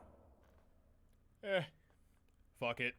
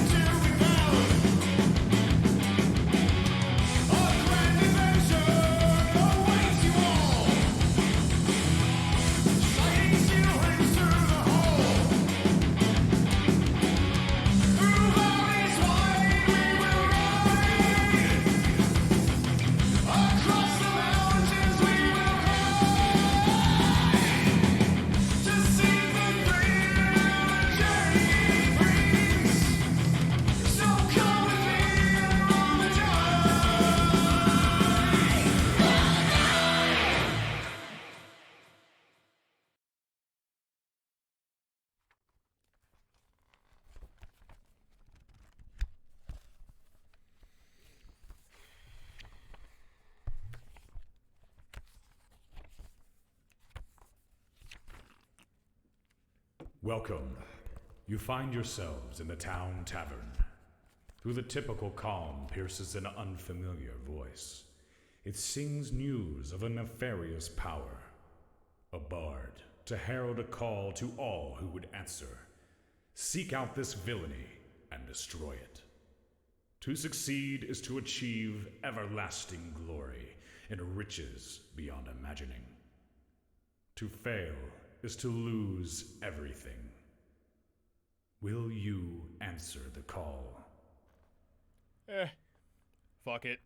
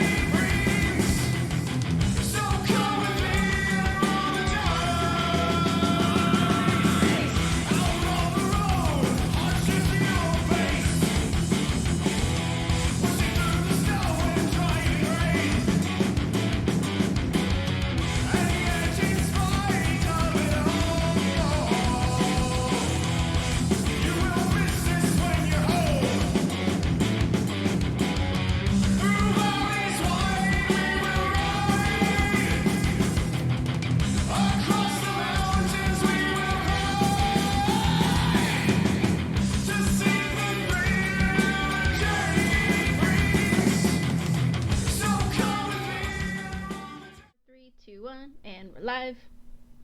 Your entrance causes the arching ceiling of the cathedral to resonate with the sound of you kicking the door in. As the din of jeering and rioting is overtaking the halls, they almost don't even notice you at first. At the center of the altar, where Holy Sisters of Celeste are being held hostage, the sheriff stands amongst a pyre that reeks of burnt flesh. A hole created by the cannons causes rainwater to pour into the cathedral, slopping in through the shape of the hole in the ceiling. The sheriff, he has removed his shirt at this point. His skin is slick with rainwater and the blood of druids that slakes off in the rain that slakes off from the rainwater that he was standing in. There's large claw wounds that are ripping across his chest, and they don't appear, but he's not appearing to be slowing down anytime soon. He wears, instead of his normal hat, the head of a wolf pelt. Kind of has like almost like a hood with like the paws streaming down in a way that's almost insulting to the druids that he's committing genocide against. He has smeared the blood of someone across his face like war paint, like many of the other members of the mob around him. In one hand, he holds his Sinclair model 1859 lever action repeater rifle. In the other, he holds aloft a pole topped with a rain-soaked and blood-stained flag bearing the mark of the Knights of the Radiant Heart, as if he is trying to present his cause as a holy crusade, not unlike St. Asgabel's a century prior. Atop the flagpole is the head of a half-orc with a full mane of mouse-colored hair and a long beard to match. Blood drizzles from the severed neck, causing a line of red to run into the white of the flag. Sheriff Jennings waves the flag to urge his posse to go on, fighting on, shouting something about putting down the mangy curs like the rabid dogs that they are. The mob hoots wildly at the sight of the head hoisted aloft. They raise rifle, sword, axe, or spear, much better armed than the last time you encountered them. They begin rushing violently towards statues of Celeste and begin tipping them over. Upon seeing the head on top of the flag spike, Fenris shouts out in dismay, "Master Amaranth! No!" And you're not sure if there's rainwater in his eyes or if he's weeping since the massacre has began. Oleander, although the years have made Fenris a very different man than the one you remember growing up with, you remember seeing this expression only once when you knew him in your youth, after his first pet rabbit, Sir Hopsalot, had passed away. And you don't even need to look at him to know that he is deeply hurt. A cry of sorrow turns into a snarl of rage that can only be matched by one of Azrael's own furies in a flash of moonlight. The azure violet druid assumes the form of a purple werewolf. Sylvia gasps, a hand covering her gaping mouth as she is almost unaware that her prayer to Celeste is audible to all of you. May the resolute maiden help me stand strong. May your daughter Magira quell the rage in Fenris's heart, for his sake, for mercy upon them, for our sake. The sheriff is surrounded by insurrectionists, whooping and hollering. They hold aloft spikes with druids' heads paled upon them. Their laughs and jeers of victory erupt into clumsy gunfire as the smell of discharged powder fills the air. The sheriff calls out to his followers, "Shiverdale loyalist, looks like Lady Sylvia's little pet is called rabies. Put him down like the sick dog he is." The cheers of hollering turn into an uproar of shouting and gunfire. Fenris's charge might as well be suicidal if you do not step in and intervene at this point. All right, so we're going to jump into a very intense fight here. The escalation die, we're going to just have it start at... It's going to be 5. It's starting at 6 because... Should we be seeing a different map? Yeah, I'm going to get you there. Okay, I just wasn't sure if it was... No worries. We're just going to have the escalation die start at 6 because this is very intense, and this is narratively one of those moments where it feels appropriate. So what we're looking at here is this map.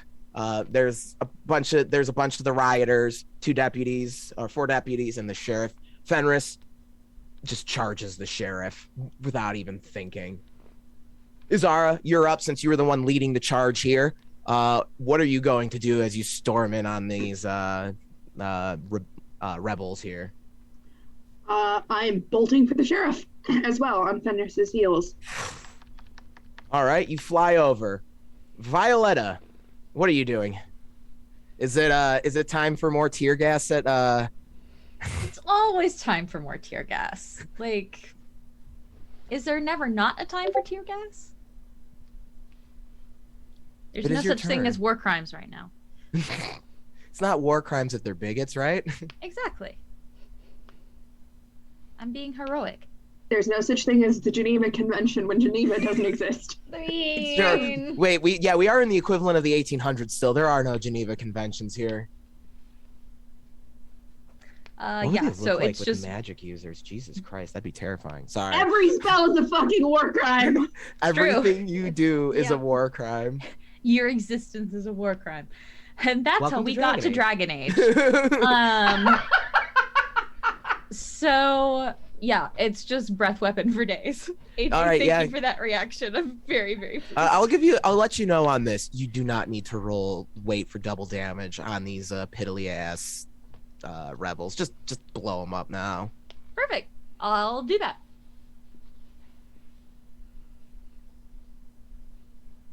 Fuck you, and fuck you, and fuck you.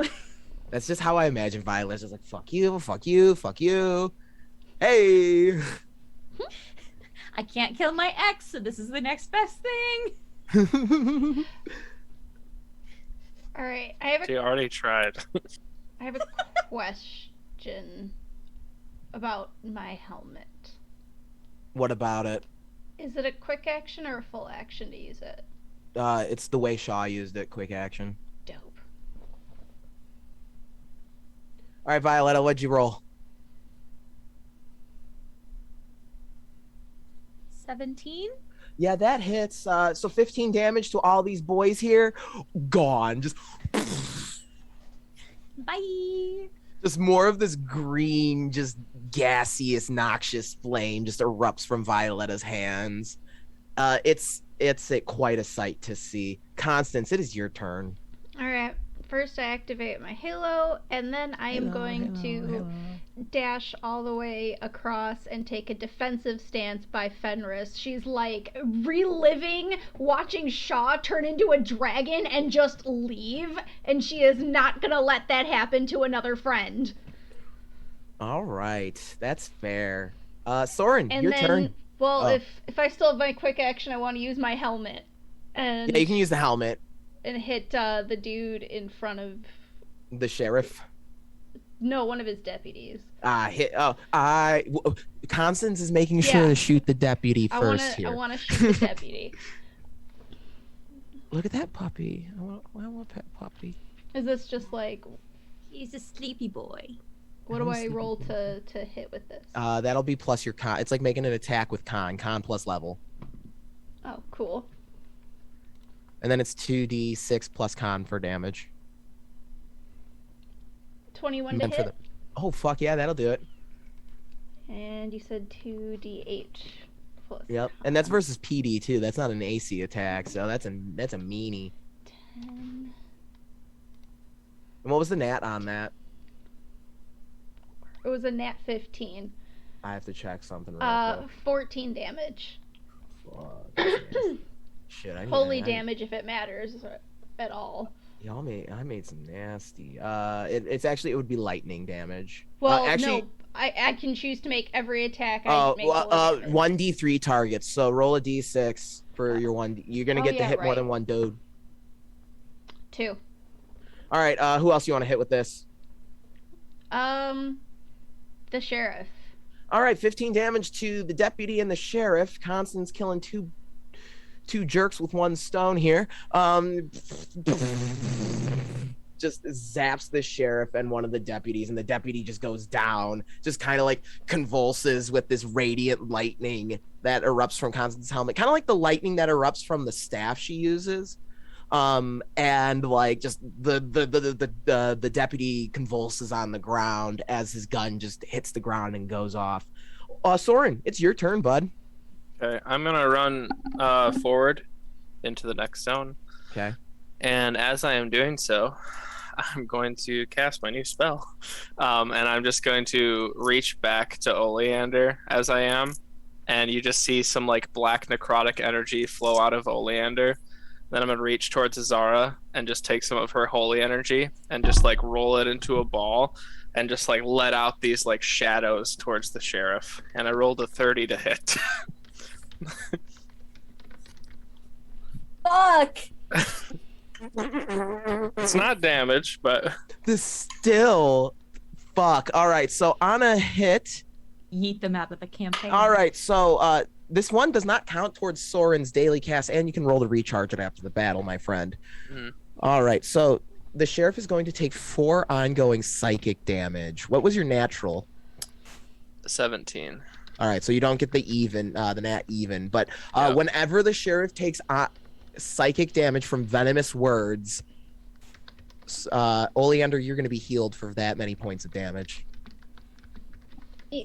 Venomous words is a mean but healy spell. If you note, Soren is has taught himself how to use magic from 2 of his fellow magic users in the party. I told you I'd steal it soon. Oleander, your turn. Okay, Oleander is just going to be like, oh, we don't have time for this, and raise her hands as I cast Summon Dead. And I'm gonna raise 3 skeletons. if we are in the cathedral, I think it would be pretty badass if it was like former Valkyries, maybe who fell in battle, who like they just get rip back themselves. up to help. Yeah, they rip themselves out of the catacombs from their sarcophagi, spears in hand, horned helmets. Just you probably hear that song. Yes, that song. Kill the weapon. Leander in her head is just like, oh god, I hope Sylvia was not close to any of them. And I'm gonna have them go to attack like these mooks over down in the bottom. All right, they just begin shambling over, rusted armor clanking against bone. The lowest I got was a 16 versus AC. All right, so they're gonna take 2 of them down. They start slicing up these surprised rebels who are like looking on in horror as undead Valkyries rise from the grave to defend the cathedral. Okay. Hey, Alex. Yeah. Sorry, Oleander, go ahead. No, you go ahead. Okay. I have a half elf ability that lets me drop my natural by 1. Yeah, you could use that. Can I use that? Yeah, Can you can use that. retroactively? Okay. Yeah. 9 more damage. Oh fuck. Okay. Oh, nice. I've never used that ability before because I've never had a spell to so use it cool. with. Yeah. It's so fucking like the ancestral abilities in this are so fucking cool. They're really good. There's some really neat ones. There are some really like the tiefling one we'll see is really open ended on how you use it. It's Same really with cool. Spiritborn. I got to pretty much design my own thing. All right, with that, the sheriff is up with his twirls the Sinclair 1859. I don't remember what model year it is. It's a fucking Winchester rifle. Okay.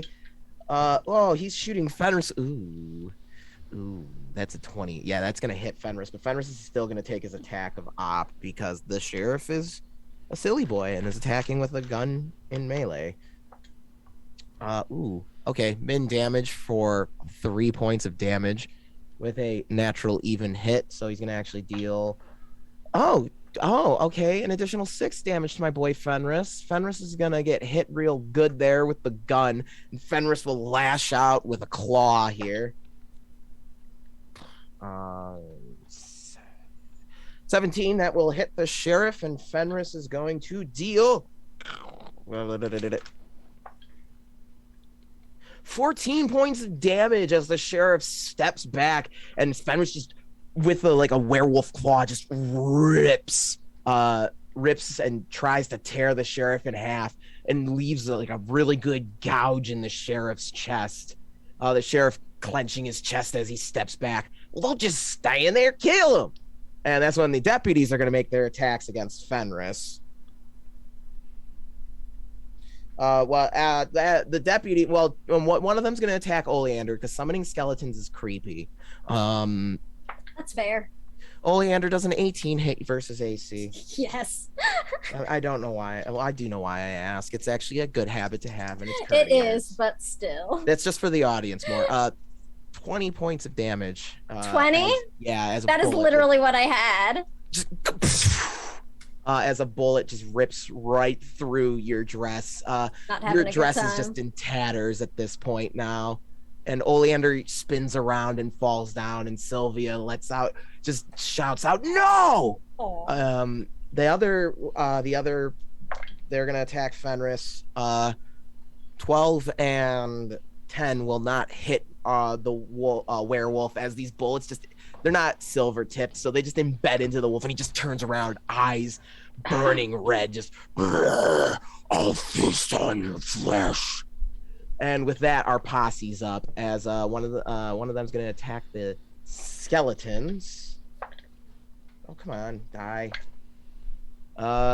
Does a 14 hit the skeleton? No. Their AC is 16.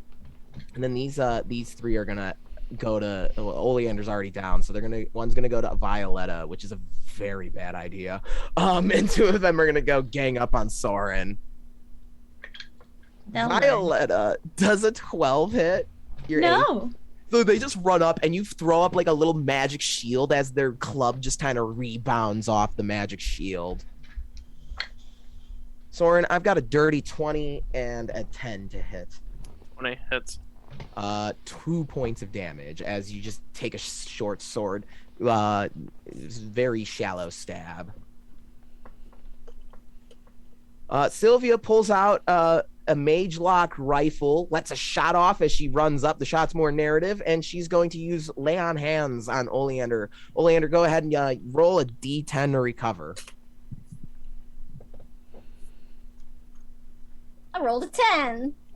All right, so you get 10 hit points back, and Sylvia's helping you back up, and she's like, all right, I'm not letting another one of my friends die today. Thank you. The escalation die is as high as it's going to go. We're back at the top of the order with Fenris, who assumes his natural form again, and he becomes surrounded with violet fire.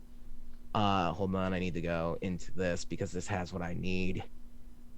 This one's for the Steam spell fans. Fenris summons a familiar-looking bow crafted from an elk's antler in a burst of blue flames. His eyes glow azure as he offers a prayer to Marlfax. Marlfax, guide mine hand and quell the rage inside me. He whispers in lower Gothic, pulling the arcane string of the elk antler bow. As he does so, the arrow is wreathed in blue flames as he lets the shot go. When the spell concludes, the bow turns into moonlight. And you'll notice now, Fenris is so distressed and so angry that the flames of his sword are now blue because they burn so hot. And that is going to be an 18 versus PD. Oh, that's gross. Oh, that's gross. And the natural odd hit. Oh, okay, good. No allies are nearby because that would hurt my friends.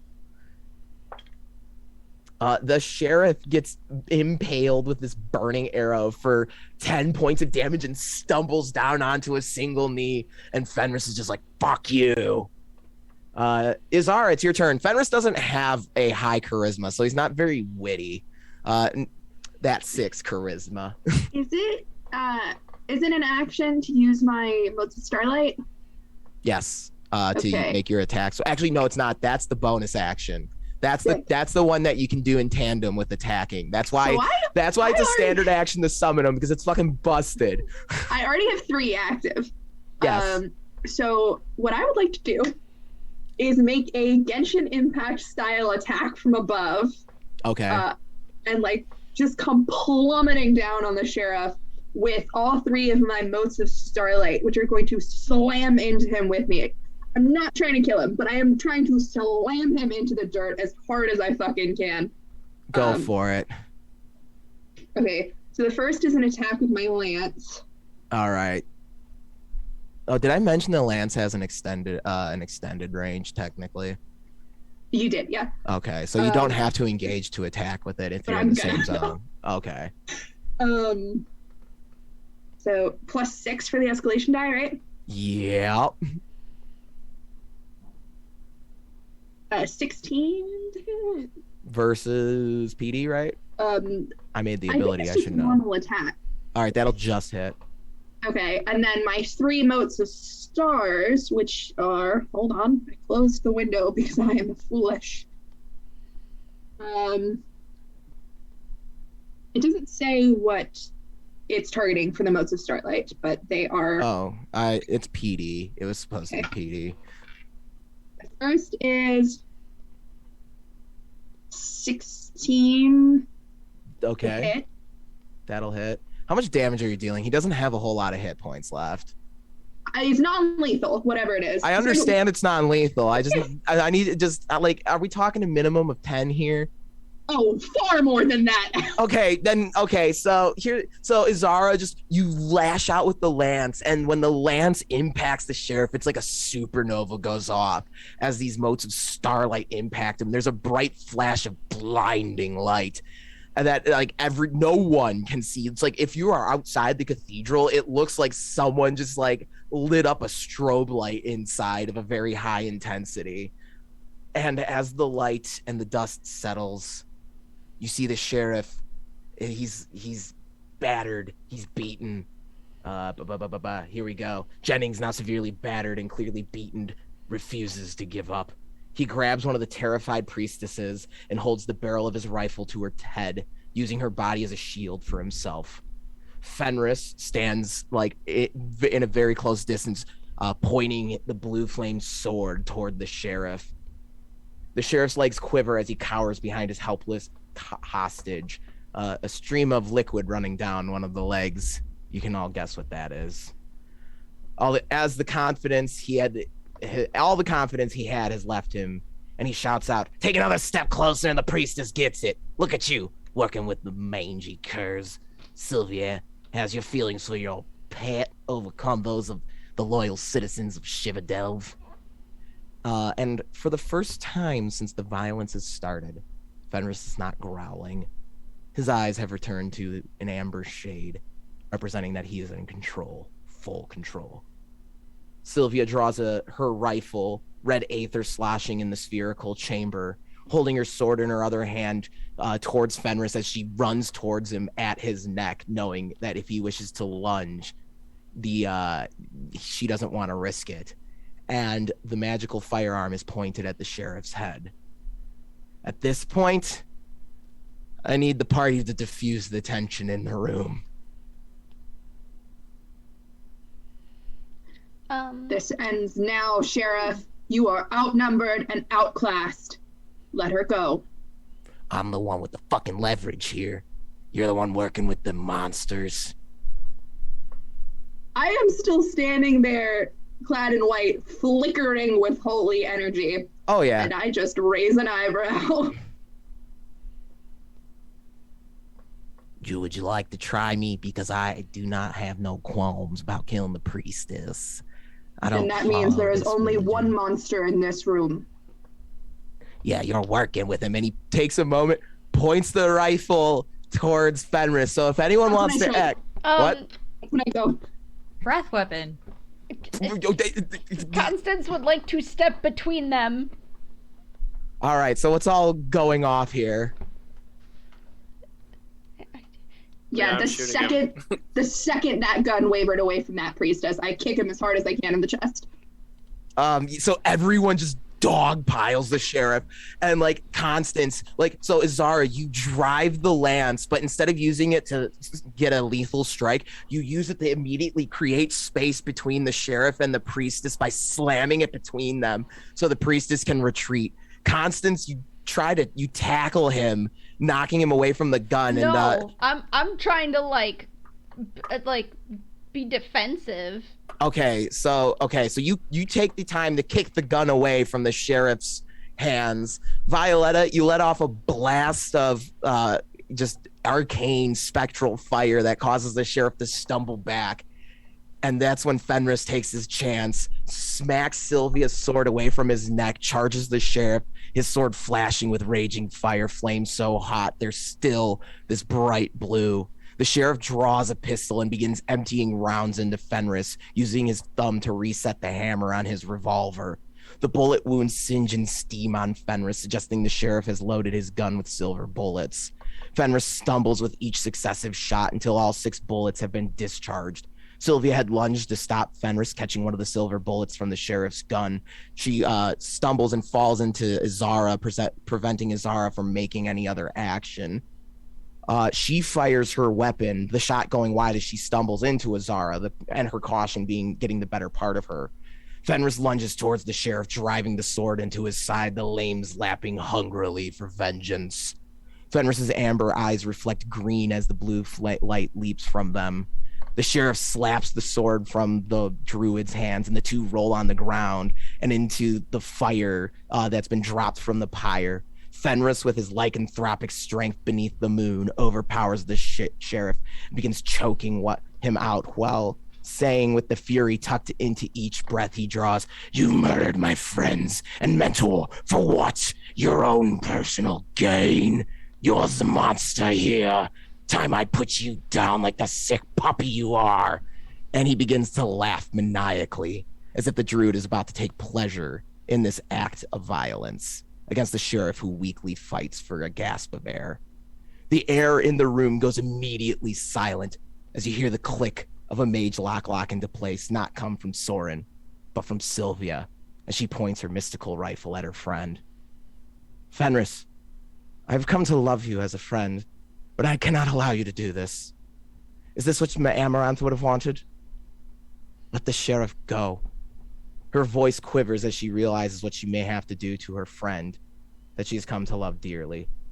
Tears stream down her blood-spattered face, clearing lines from the mud and blood on her cheeks.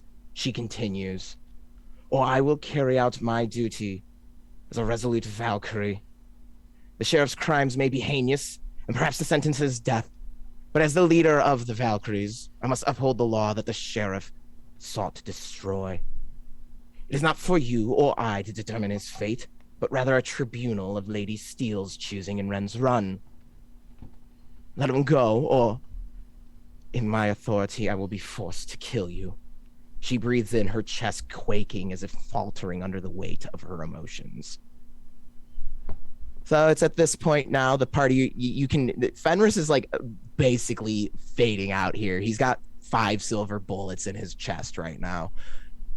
You can act in whatever way you wish now. I have a lay on hands left. I have cure wounds and 2 heals left. I think Olander does not like seeing pretty much the only 2 people she currently cares about at odds right now. So I think she's gonna sort of hobble forward because she stayed back while everybody was dogpiling on the sheriff. And she's gonna call out, Vercingetorix! Wait.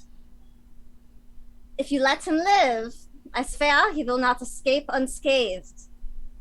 Like Sylvia said, we are in Urgovel territory. That means Lady Cat Steele is responsible for his justice. And you know we can trust her to do what is right. Mouse does. Would Palmer Mouse want you to take justice into your hands like this right now? Would they be proud to see you? With your hands around someone's throat, unarmed like this? The tension could slice the air in the room as Fenris begins to let the sheriff go. The sheriff just coughing up blood as he just takes his sword out of the sheriff's side. He stumbles away from the sheriff, and tears are streaming down his face as he coughs up blood. Sylvia runs up and kicks the sheriff's pistol away, and the town guard bust into the cathedral and begin arresting whatever rioters are left. Fenris attempts to walk towards you, collapsing into Constance's arms, bleeding from the hissing bullet wounds in his flesh, his blood staining your dress and broken armor. When the sheriff is taken away and Sylvia is found a corner away from the crowd, Oleander, you catch a glimpse of her breaking down sobbing as her weapons clatter to the ground and she drops to her knees. In between heaving breaths, she attempts to call out to her god, accusing her of forsaking her and turning her friends against her. Her robes hang from her armor in tatters, dented from bullets and blows from weapons. Izara, it's so unfortunate that you two catch a peek of this because her futile cries to her god are a stinging reminder of your own recent experiences.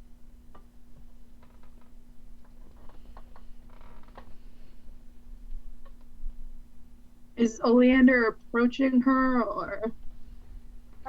She would, yeah. But if she, like, sort of sees Azara, like, also notice, I think she sort of just would be like, give me a moment. Yeah, I'm gonna cede this one to Oleander. Oleander's gonna make her way over to Sylvia, very slowly, not doing well after just getting shot again, very nearly dying. And she sort of, and probably I think the least refined or graceful movement anybody in the party has seen Oleander make, she very awkwardly gets down on the ground next to Sylvia to kneel with her. And you can tell it's hard, like physically, for her to get down like that. Her face is very tensed up, trying to hide it. And once she's next to Sylvia, she'll just sort of wait a moment in case Sylvia wants to be left alone, but if she lets her, just gently wrap fair arms around her shoulders and let her cry and sob all over Oleander's nice dress. And that's exactly what happens, because as much as Sylvia would want to present a stoic, strong woman for you right now, the weight of what is going on is just crushing her absolutely. And it's a bad time. I don't know how else to describe it. She just heaves into your shoulder, just burying into your dress. You don't understand what she's saying. You don't really, you probably have hardly any idea exactly what she's thinking, going through right now, but you're there for her. That's what counts. Definitely, probably the kindest and softest anybody in the party has seen Oleander be to somebody else so far.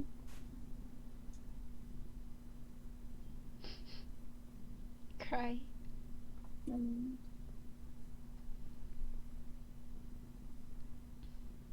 don't know if anybody else wants to do anything. Yeah, that's I'm waiting for anyone else if they decide they want to do anything in this sort of collecting yourselves after the battle. I do heal Fenris with my last lay on hands.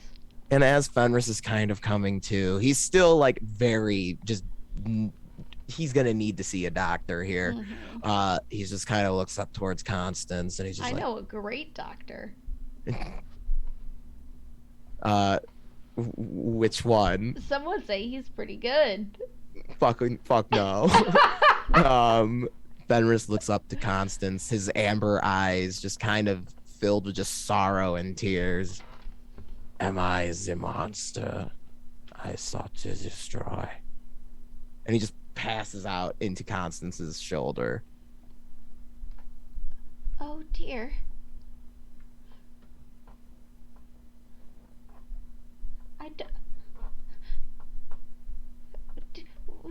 We need a physician.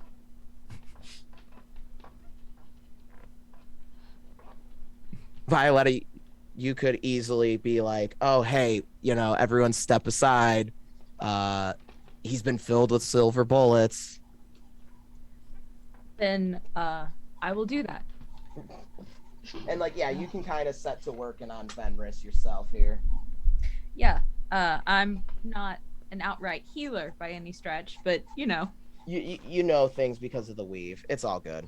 Yeah, I know things because of the weave. Saren's apprentice. It's the background. Go ahead. Yep. Go ahead and make that roll if you want. Sweet. Come here, friend. That is a natural 18. Oh shit! Nice. Where's all my spells? Shit. Right, I popped it out. Okay. So that's like a 25 or something. Yeah, Violetta, you're able to get him stable, get the magically get the silver bullets safely out of him. Sweet. Before they have a chance to really do some damage to him. Lethal damage. Well, more lethal damage. Yeah. Permanently lethal damage.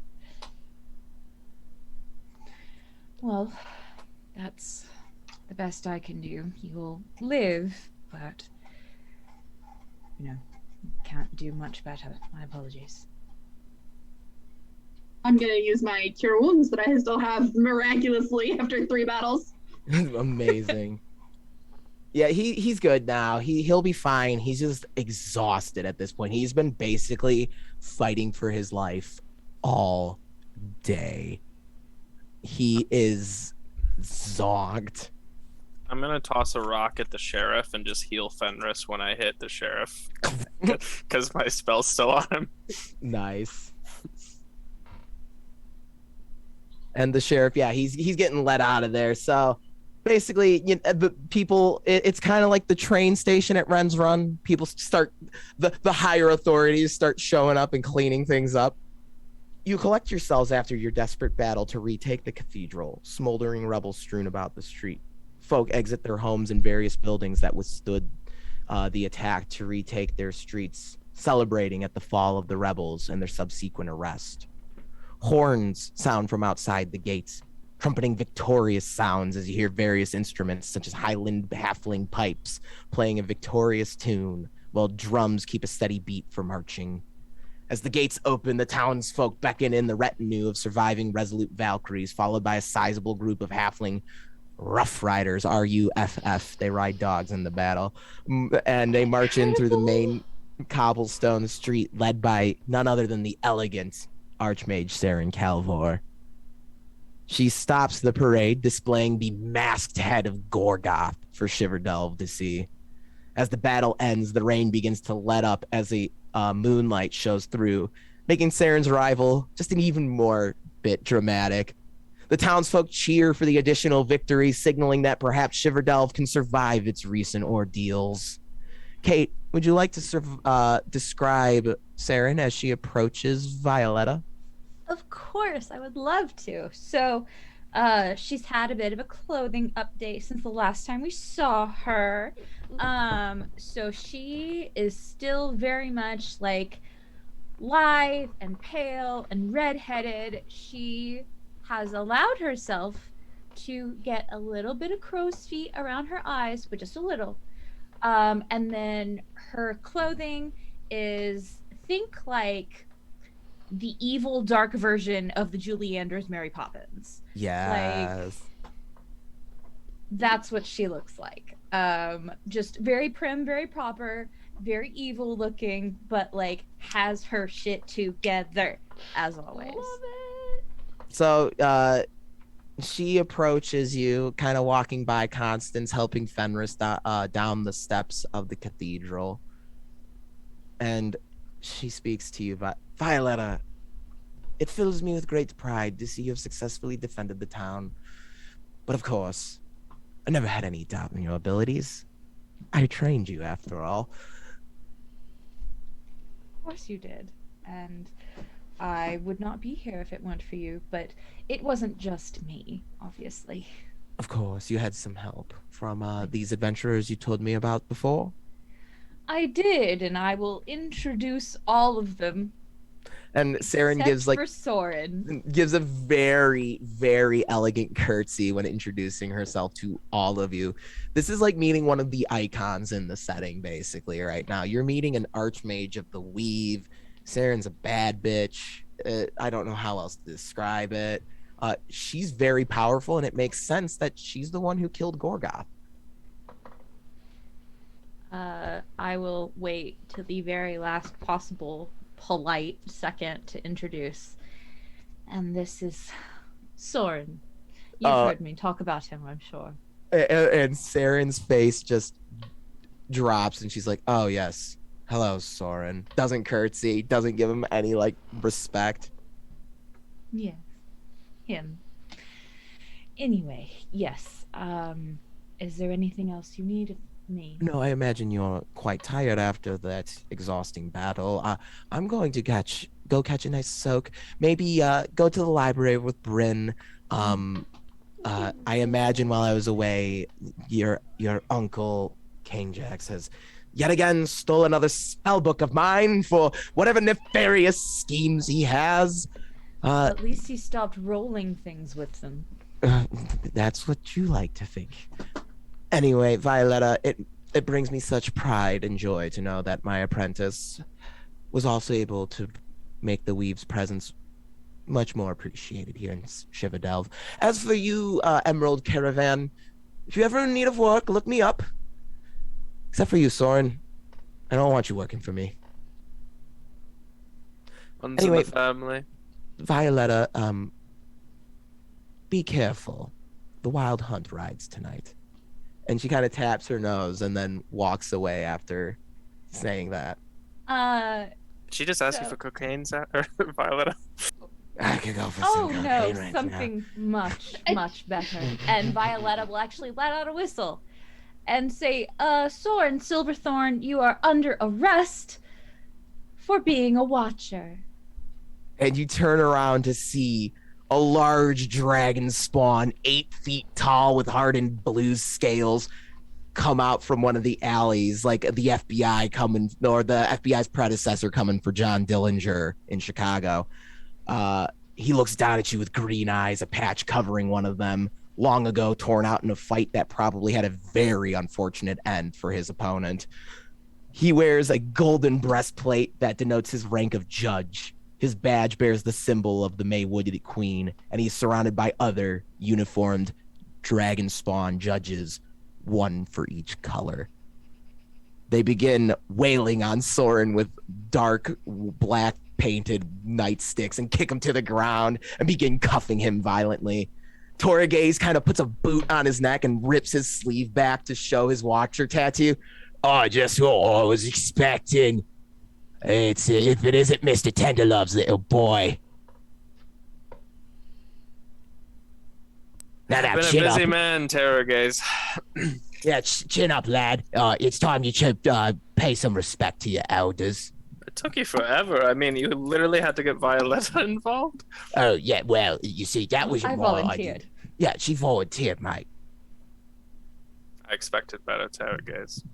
Yeah, saying, well, yeah, don't worry, mate. There's only one place for you. You can expect all you want from the endless tunnels. Yes, I understand the whole no jail thing. I get it. You know, I've had a good run. Just let me say goodbye to my friends, and you can kill me on the way if you want. I don't care. I was thinking of asking how much your daddy Tenderlove was gonna pay for hostage. But now that you mention it, I think Lady Violetta's efforts are worth letting you rot in the endless tunnels. He wouldn't pay you a dime anyways. Oh, and I wouldn't do the things that Violetta did to get your ass in jail. Now would I? I hope not. All right, boys. Take him downtown, but first, I guess you can say goodbye to your friends. It's gonna be the last pleasant conversation you're having. Probably the last conversation in general. And he smacks you upside the head. Make it quick, maggot. Will do. I'm just gonna like walk over to my three friends and just be like, yeah, this probably won't be the last time you see me in handcuffs. I really hate to kind of break that to you. Or maybe it will. Who knows? But is there anything I need to know before I leave from any of you? You are leaving? You cannot leave. We are a caravan and we have to stop leaving it. I know. I'm sorry, but I don't really have much choice in this one. We do something. Yes. Oh, you want indeed, to we try should do something? And Toragaze pulls out a big ass shotgun from that's like strapped to his back. Try something and I blow your fucking head off. They won't. Leave it alone. Well, fine. You very obviously overexcited cop who just wants to use his guns. No. We shouldn't try anything, but I did want to say a few things to you all, as I've mentioned this a few times in passing to you, but I did have a hunch this was coming. I actually suspected Violetta the first time. Actually, that was Chris. Never mind. Soren didn't expect a thing. Chris did. All right. I'm just gonna like go up to Oleander and just kind of like if Faye is still sitting on the ground, just kind of sit next to her. I imagine Sylvia's helped Oleander up at this point. Yeah, at this point I'm standing because she was kind of fangirling over Saren silently. I mean, same though. But I'm she just is gonna- not happy looking right now, for the record. Oh, don't pretend. This is probably your favorite day. Well, besides the whole, insurrection thing. Well, I suppose you could put it that way. I should have known better. Yeah, we all should have. But anyways, I did want to say it's up to you now to talk these two, and when you eventually find Shaw, out of every situation they get themselves into, and I don't imagine those three are really going to do it. So that's you're in charge now. And I will just like I'll just like hand her like the 3 dead monster heads that got us out of the sheriff thing. There you go. Are you gonna also the Heart of Dreams? What are you doing with that? I'm gonna hold on to that. All right, good. Am I Good still luck. holding your bag? Yeah. Don't tell anyone. Okay. Like, I'm just- meta, I want to know. Yeah. And I'm just going to say to Oleander, regardless of the bickering, it was a pleasure. And I do want to keep my promise that my family can help with yours. So seek them out. They're around pretty much everywhere. Right, Violetta? And I'm just going to move down to the next person. Constance, I've met many people in my life, but never one who shines quite as brightly as you. You have this overwhelming positivity that really just pisses me off sometimes, but I suppose it's a good trait. So. Oh, I am terribly sorry. Is that why you are leaving? No, it's the handcuffs, dear. Take care of yourself. petty theft will get you taking places, dear. Like the endless titles. I get it, Terragaze. God, this guy never shuts the fuck up. I'm just gonna go over to Azara, and like he's kind of like, not like, he's getting a little choked up, but not too much. He's still trying to be cool. And he's just gonna say, I am so sorry that I can't be here for the rest of your story. And I'm excited to hopefully hear it somehow, someday. Azara will step forward and give Soren a hug and say, keep trying to be good, Soren. I believe in you. Thanks. I fear I don't have much time left, but I will try for the rest of my days. Also, I'm not going to be around, like I said, but if the group does run into trouble, keep the ring I gave you and show it to the right people, and if you ever need it, you'll have a safe haven somewhere. Azara just nods. She's like too choked up to speak at this point. Yeah. All right, Terragaze. All right, you're done saying goodbye to all your girlfriends now, buddy boy. None of them are my girlfriends, Terragaze, except for Violetta, and I'll just keep like walking. Or it was just one of the other judges. Hey, judging by her expression, I'd say them's together. Points towards the very indignant Oleander. I'm sorry, you had no idea, lady.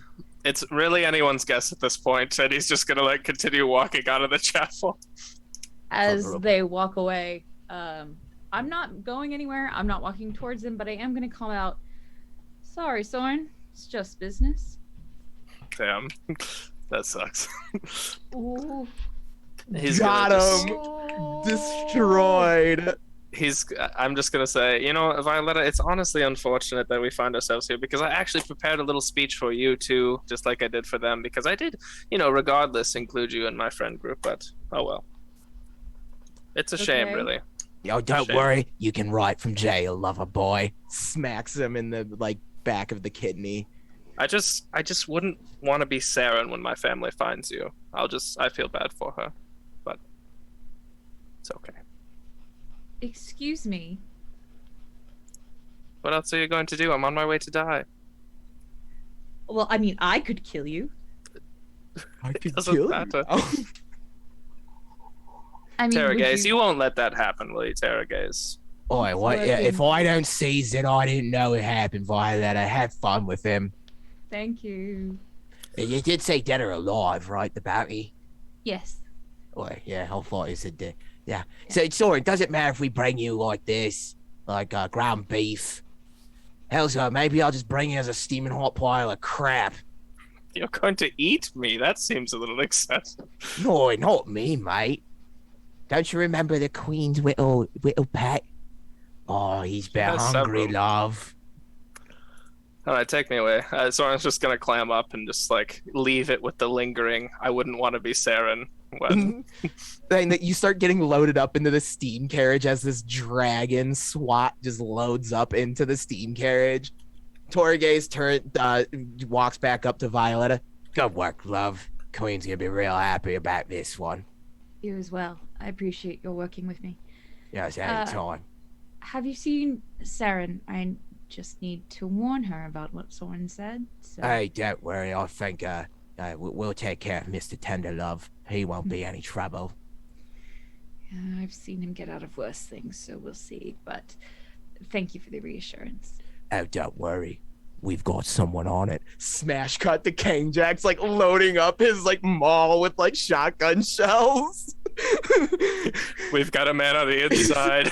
We got someone on it. Kate, it just like starts loading up like blunts into a bandolier. Oh my god. Hey, Aurora, I'm going out for a bit. I'll be back in a few weeks. Weekend trip, Aurora.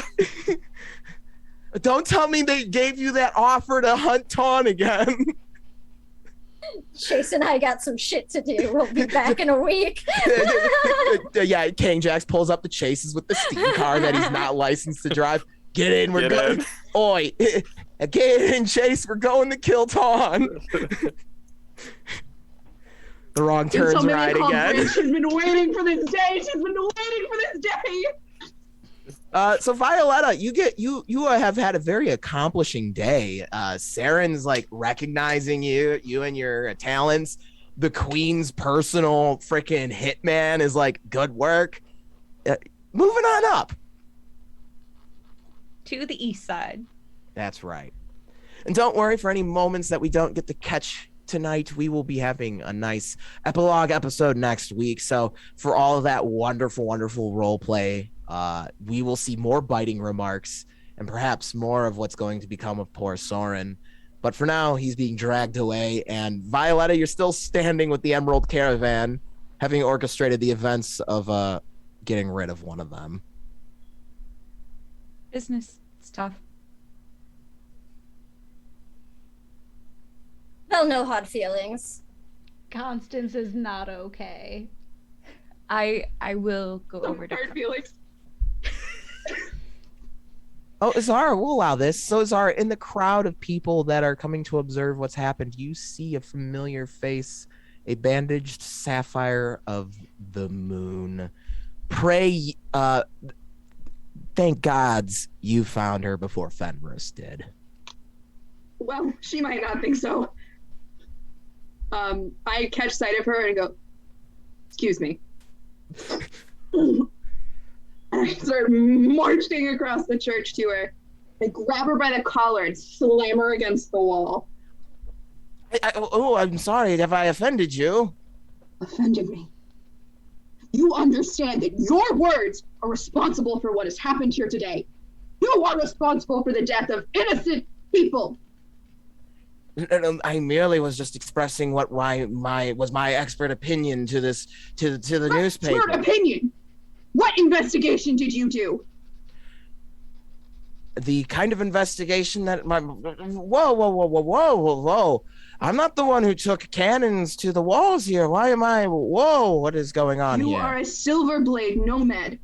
You are, as you said, an expert. Your words carry weight. What you say matters. You have a responsibility. Then she just leans in. What's another group of more dead werewolves? Like you said, I'm a Silverblade nomad. And she just shoves by you and begins walking away. No. I go sprinting up there, I punch her. Clear across the face. And everyone just looks around and you see Azara just punch out this Felper. She just hits the cobblestone ground, like teeth come falling out. And Fenris is like, luckily Fenris is still leaning on Constance and just kind of looks up and sees what's happening.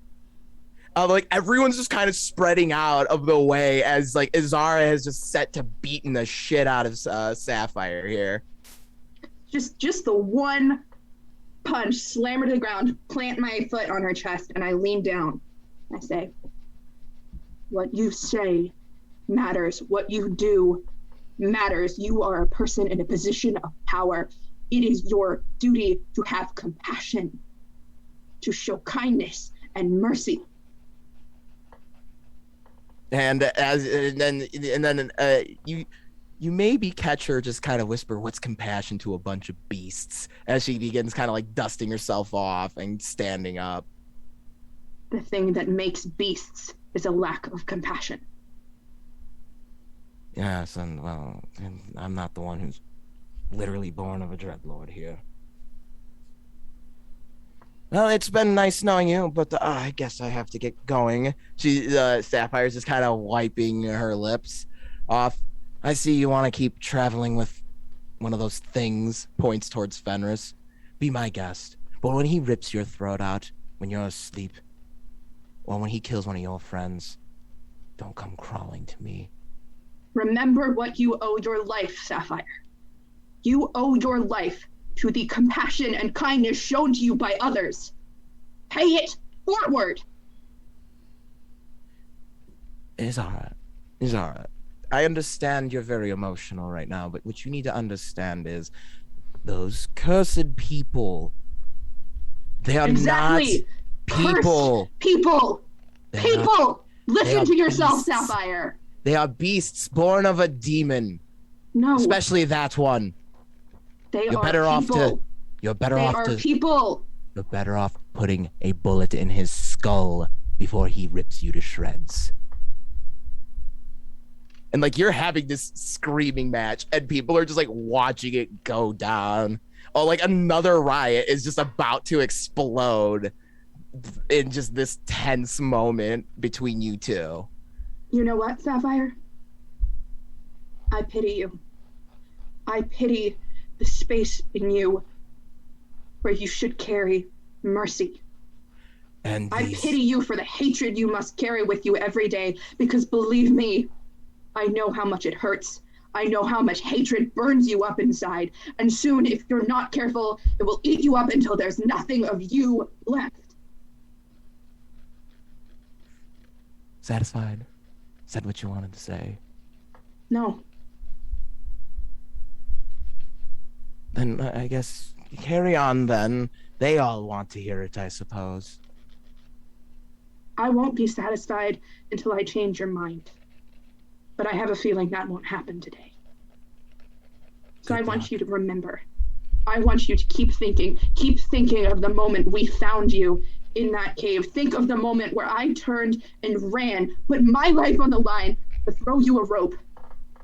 Remember how my friends almost died to save you. And think about how we turned around and did the same for others because it was right, because it was just and fair. And think about where you would be without that justice.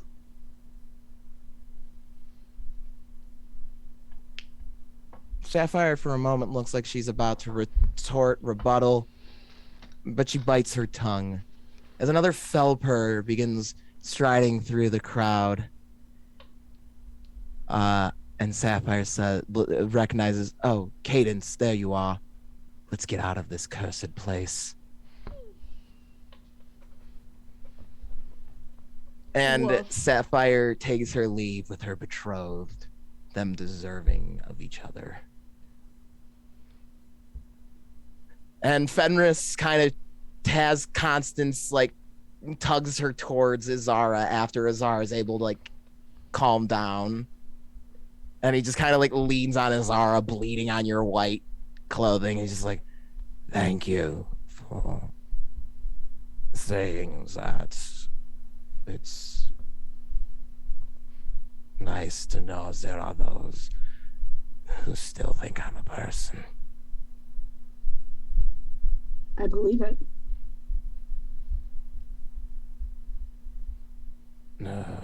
And he just kind of just closes his eyes and just sighs as the crowd dissipates after your violence with Sapphire did not continue. So people were kind of like, oh, no violence. Okay. I mean, same.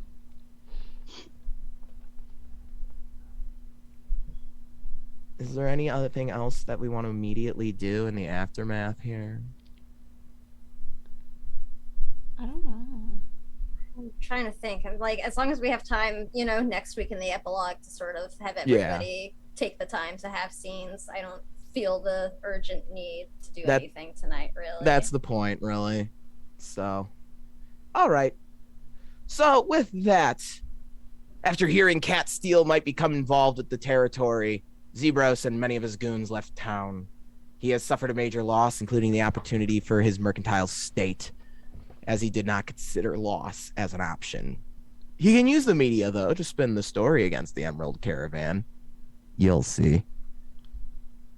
Gorgoth The incarnation of the Eldritch Wolf Priest was destroyed by Saren in a duel that the bards will sing of for ages to come. She stared him directly in the eyes and did not have her face stolen, but instead, she stole Gorgoth. Saren is now lauded as a hero to Shiverdelve, and just might be ordained a saint, just like Asgabel Tempest was. Saren is holding on to the golden mask to better study its strange properties. She gave Gorgoth's hood, made from the pelt of a silver wolf, was given to Fenris, as this is a custom for those in the Marlfax fate who have lost their wild hunt, to be bequeathed such a gift from those who understand they are mourning. Kat herself eventually arrives in Shiverdelve as soon as possible to see to the sheriff's arrest and extrication to Ren's Run for trial.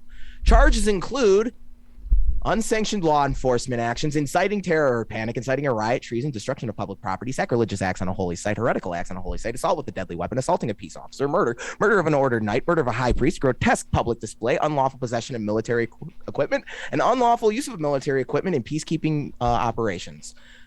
So this does not even include the sanctions between the contested territory of Shiverdelve and Ren's Run. Such an incident may spark outright war between Maywood and Urgavel as the contested territories see the coalition's move as a precedent.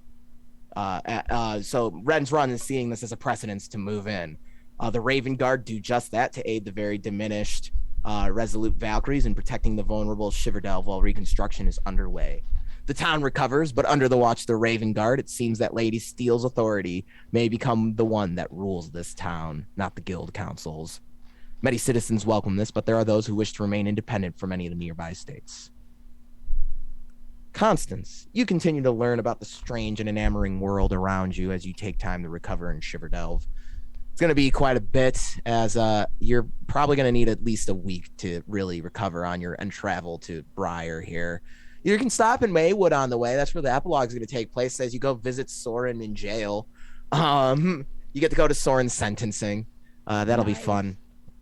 Let's see. Although your adventure seems to be sending you far and wide, you cannot help but feel perhaps your adventure may eventually send you home. There's the looming anxiety of the chance ever so slightly to run into the family you choose to forget. But it is certain that you're beginning to make a name for yourself. Something you could perhaps benefit your commune in your quest. Will we learn more about Constance's origins, or will we still be disarmed by her kindness? Her heart is what will carry out what Emmy and Shaw would have wanted, to keep the caravan together.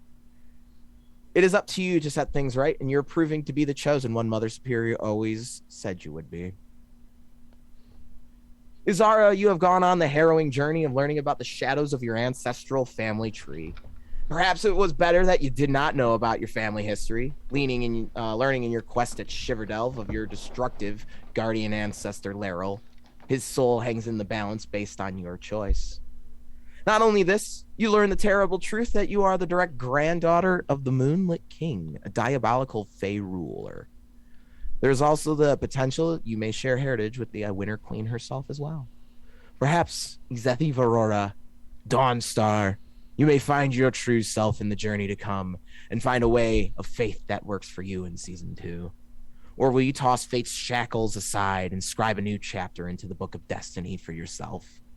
Izara, it is your moral compass and sense of judgment that will keep the caravan on a path of righteousness and truth in a most tumultuous time. Oleander, betrayal mars your judgment as you continue to journey with this strange group of clairvoyants. Why did the damned ghosts have to come visit you? Of all the necromancers in this realm they could have came and talked to?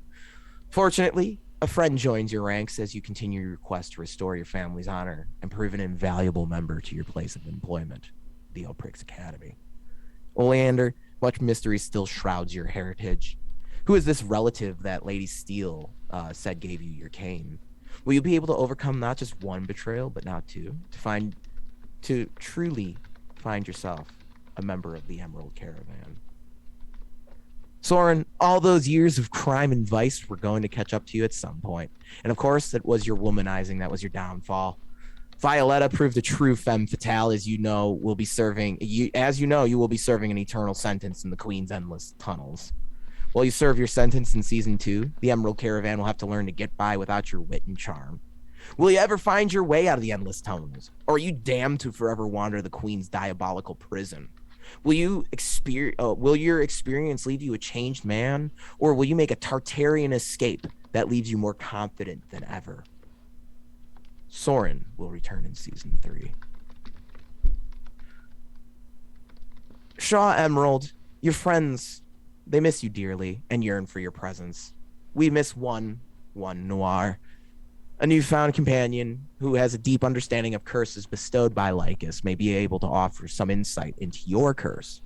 Or perhaps this artifact belonging to St. Asgabel is just what is needed to quell the rage inside you. Well, first, you need to come back. So we'll see you, Shaw, when you return in season 2. Violetta, perfect timing as Kate is sitting down again. The Queen was indeed quite pleased with your work.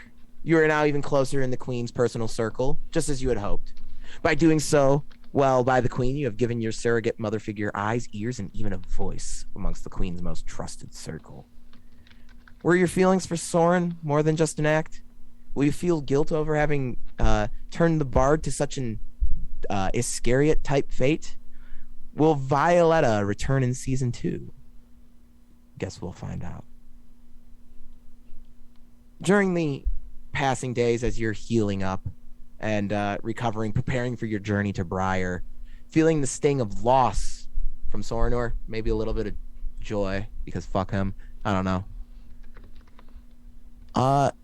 Fenris, you approach the group as they're kind of like getting their shit together.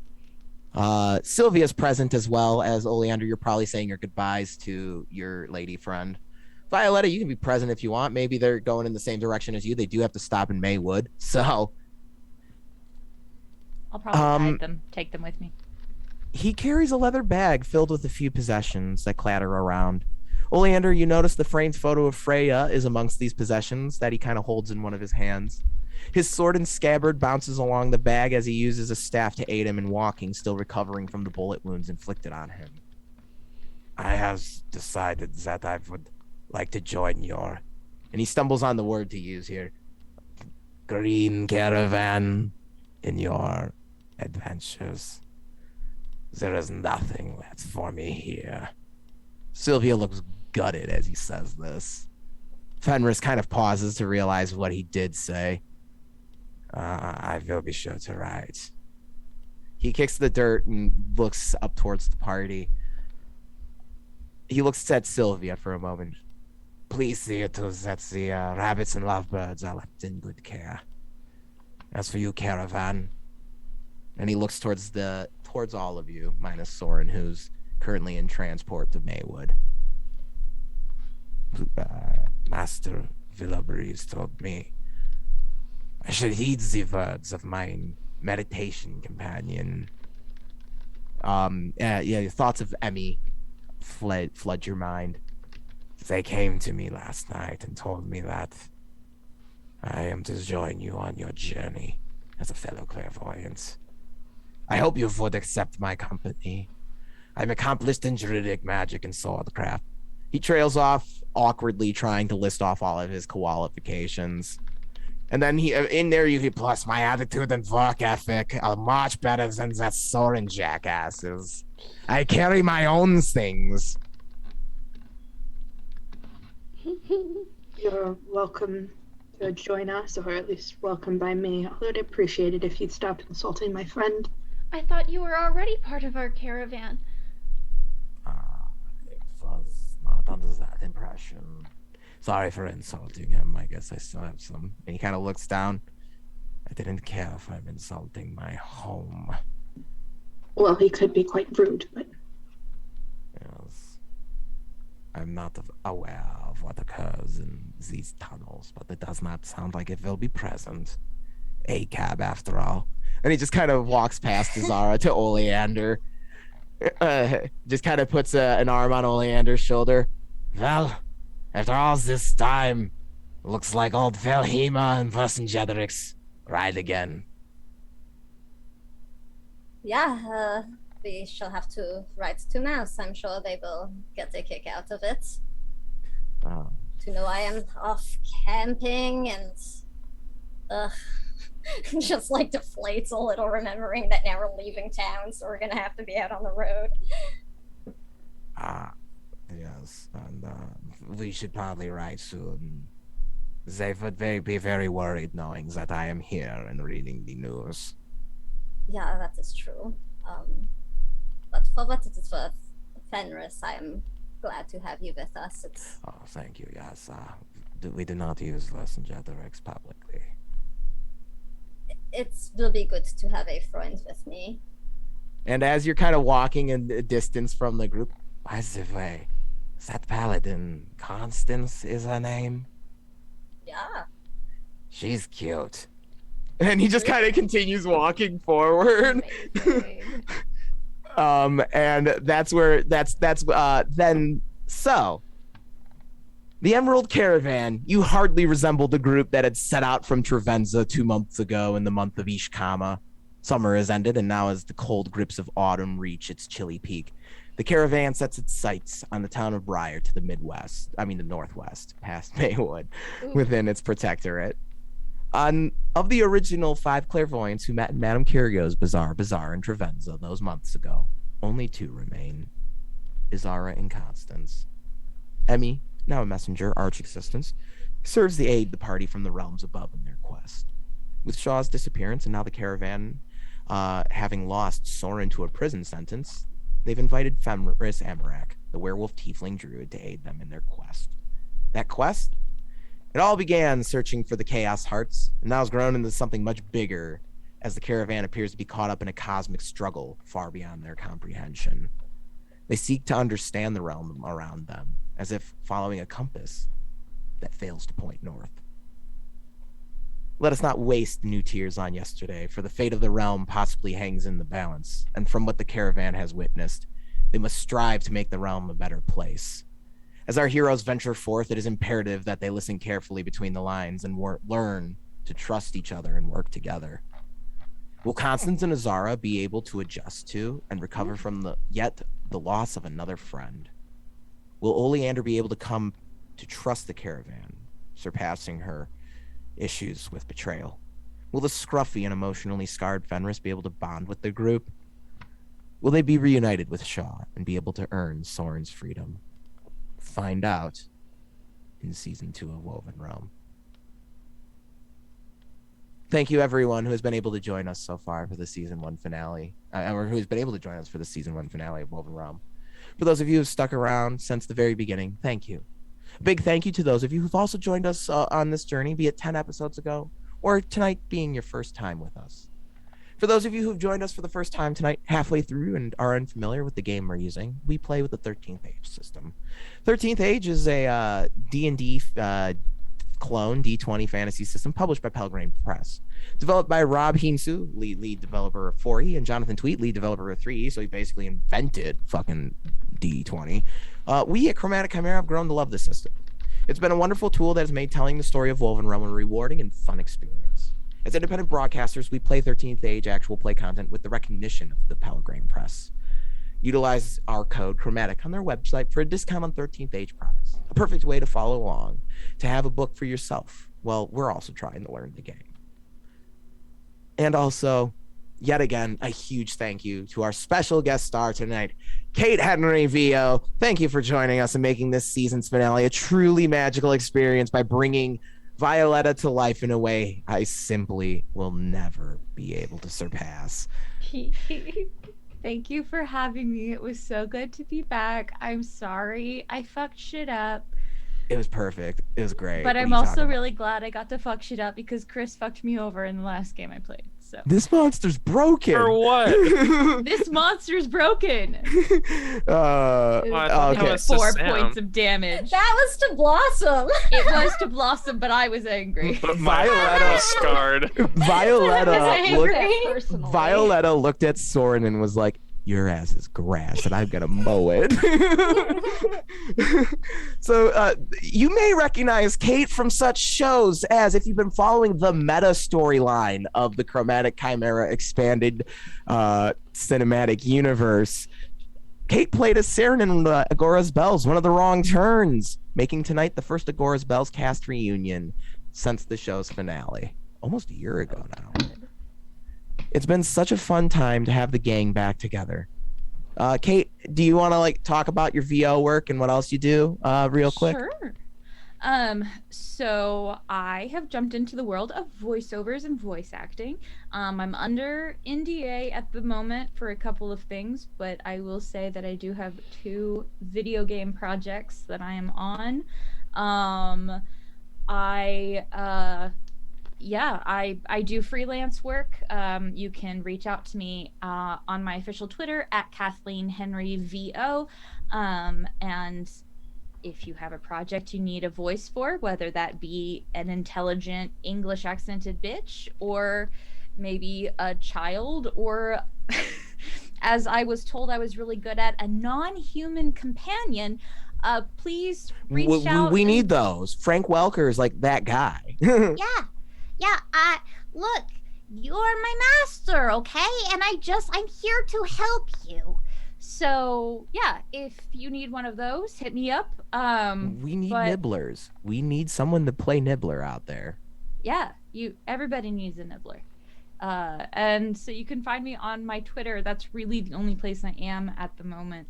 Linked in the chat. Oh, yeah, and, thank you. And you've now had the pleasure of witnessing Kate's voice acting talents for yourself tonight. And if you were a fan of the work and you've got a project you're working on and you were like, damn, I've got a boss ass bitch that I need voiced, Kate's your gal. Also, like if you're working on TTRPG stuff, Kate's a great player to have. She was a great guest, was able to easily just be like, okay, I know what the fuck I need to do. Just daily, I said, here's the premise, here's what you need to run with, and Kate ran with it. She's literally born for this shit.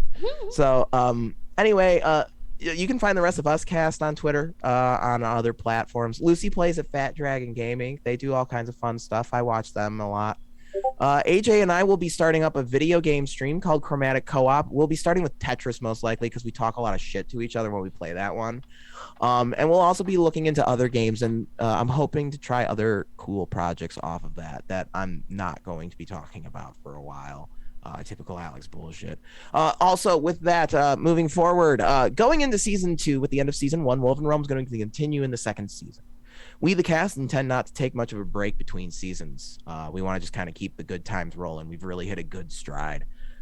Chris will be picking up the GM reins. When we created this campaign, we set out with the intent to have the GM seat rotate. That's why Soren got arrested. So Chris, who ran Agora's Bells, he basically created half the setting of Everencia. So expect more drama, more big dilemma, and more ships, the 3 pillars of RPGs. I will be joining the cast on the other side of the screen as a fellow player. I kind of used tonight in a selfish sort of way to introduce my character to the party. I kind of really actually liked it. It was kind of like a team building exercise for Fenris. And it actually allowed him to really come to trust the party. So I'm really cool. I'm really excited about that. He's going to be lending his talents and lycanthropic abilities to the Emerald Caravan in the near future. He's a tiefling druid. Fellow admin Noir, he's expected to be returning as Shaw in the Dragonspawn Fighter in season 2. We miss him dearly. I'm so excited to get Noir back. Shaw, I actually was the one I used to worry about to stalling plot stuff, but it's actually funny. Shaw was the one who was pressing the advance the plot button while the rest of the party was humming and hawing over what to do next. We miss one Dragon Boy. We miss one Dragon Retriever. Bold and decisive action. Right? That bold and decisive action. Because Constance just gets a little too unsure of herself and is easily swayed out of doing anything silly, where Shaw's like, fuck it, I'm doing it. And also just Noir's just so much fun to play with. We miss you, Noir. And then, as is traditional, our flagship games, next week we're gonna have a full RP epilogue. So there will come a point where I will drop the GM facade and just join everyone as a fellow character at some point. So it's gonna be very freeform. We kind of love it. Kate, you're more than welcome to rejoin us for the epilogue as Violetta if you want, just for more fun. Just kind of just doing what I always do, right off the cuff. I feel like I want more Violetta after tonight, so why not? And with it being freeform RP, could be a good time. Hell yeah! Thank you. I'm happy. Of course. To come back. Yeah. Well, the wrong turns turn the wrong way again, right? Anyway, I actually managed to keep it shorter than I wanted to tonight, so that's good. It's been fun GMing this campaign, and Thank you, Alex, for a great first season. Like, thank you. It's been a wonderful time, seriously. Yeah, going into WovenRealm was a challenge. I do kind of want to talk about like just it as a show, the game, the concept. I like getting meta here. Like Chris and I were kind of like, what do we want to do next? And we're like over the switching games off every week thing. And I was like, bro, like we both kind of collectively were like, bro, what if we just combined our settings? Like, and then it's like, what if we just use the events that end Agora's bells to cause the settings combine? And that's what we ran with. So, and then we were like, let's just rivals, who Noir now is hanging out with on a regular basis. They do the rotating GM thing. Works for them. Why not us? I think it's working out pretty great so far. Another suggestion I would have is we were pretty open with each other on character creation, on what we wanted for our characters and what we had in mind for narrative beats. I do highly recommend doing that. You can actually play to lean in to what the story of what each other characters you want to tell. So, and it's an interesting ride. I'm very looking forward to being on the other side of the screen again. Excited to have you back, and excited for some Chris bullshit. No one can arrest me now. Oh no, this means I can die again. No! Oh no. I get a freebie during Alex seasons, I've decided. Also, why do you think I've been just pumping this party full of magic items and shit? We need to survive against Flynn's. This creature's broken. Does anyone else have any thoughts they wish to share about the campaign before we sign off here as we conclude season 1? I've just been having a great time. And I can't believe it's only 22 episodes. I realized Oleander has now been in more episodes than Emmy was. Oh. Yeah. It's a heartbreaker. Yeah, Right? but Emmy's not plot device cat, so I love Emmy as plot device cat. showing up whenever they're needed at just the right time. Hey, this party needs a plot device to be told where to go. Here you go.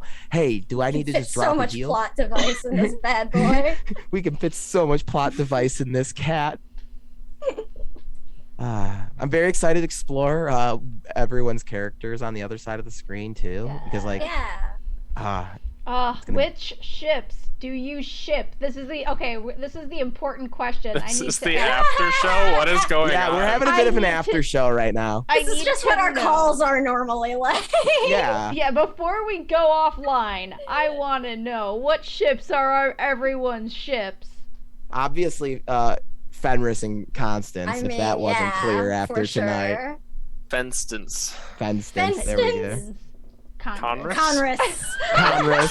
Sounds like a medication. Right. But you know what? Or prescription Constant Jetrix. Yeah. Constant. That's pretty good. No, that sounds like constipation. Yeah, that sounds like a disease. It does. You know, Yeah, well, like I mean, getting to date Fenris is pretty fucking sick, isn't it? But you would take Conrus to treat constant No. Honestly, I don't know which Soren ship I support more now. Because like, I do love a good friends to lovers, but I also every pairing in that triangle is perfect. It really is. Even if Violetta comes around in the Let's end. make a square. Just a nice, Listen, love square. APs need more polycules. Let's just. There you go. As Sam once said, they all have two hands. We all got 2 hands. I mean, listen, if Soren is earnest and like fixes his shit, then his only obstacle is Saren. Soren's gonna be dead. Wait. If Soren's dying in like 3 days. Violetta did tell her mom about you, so now there's no going back. Once you tell mom, it's over. That's serious shit. You see my dick and met my parents. Now you gotta die. That's the rules. I can't let any of that get out. On that note, Good night, everybody. Yeah, I think that's good. On that fucking note. All right. Have a great evening, everyone. Dead winter tomorrow. Yes, Dead winter tomorrow. Don't forget. It's gonna be so good. Bye.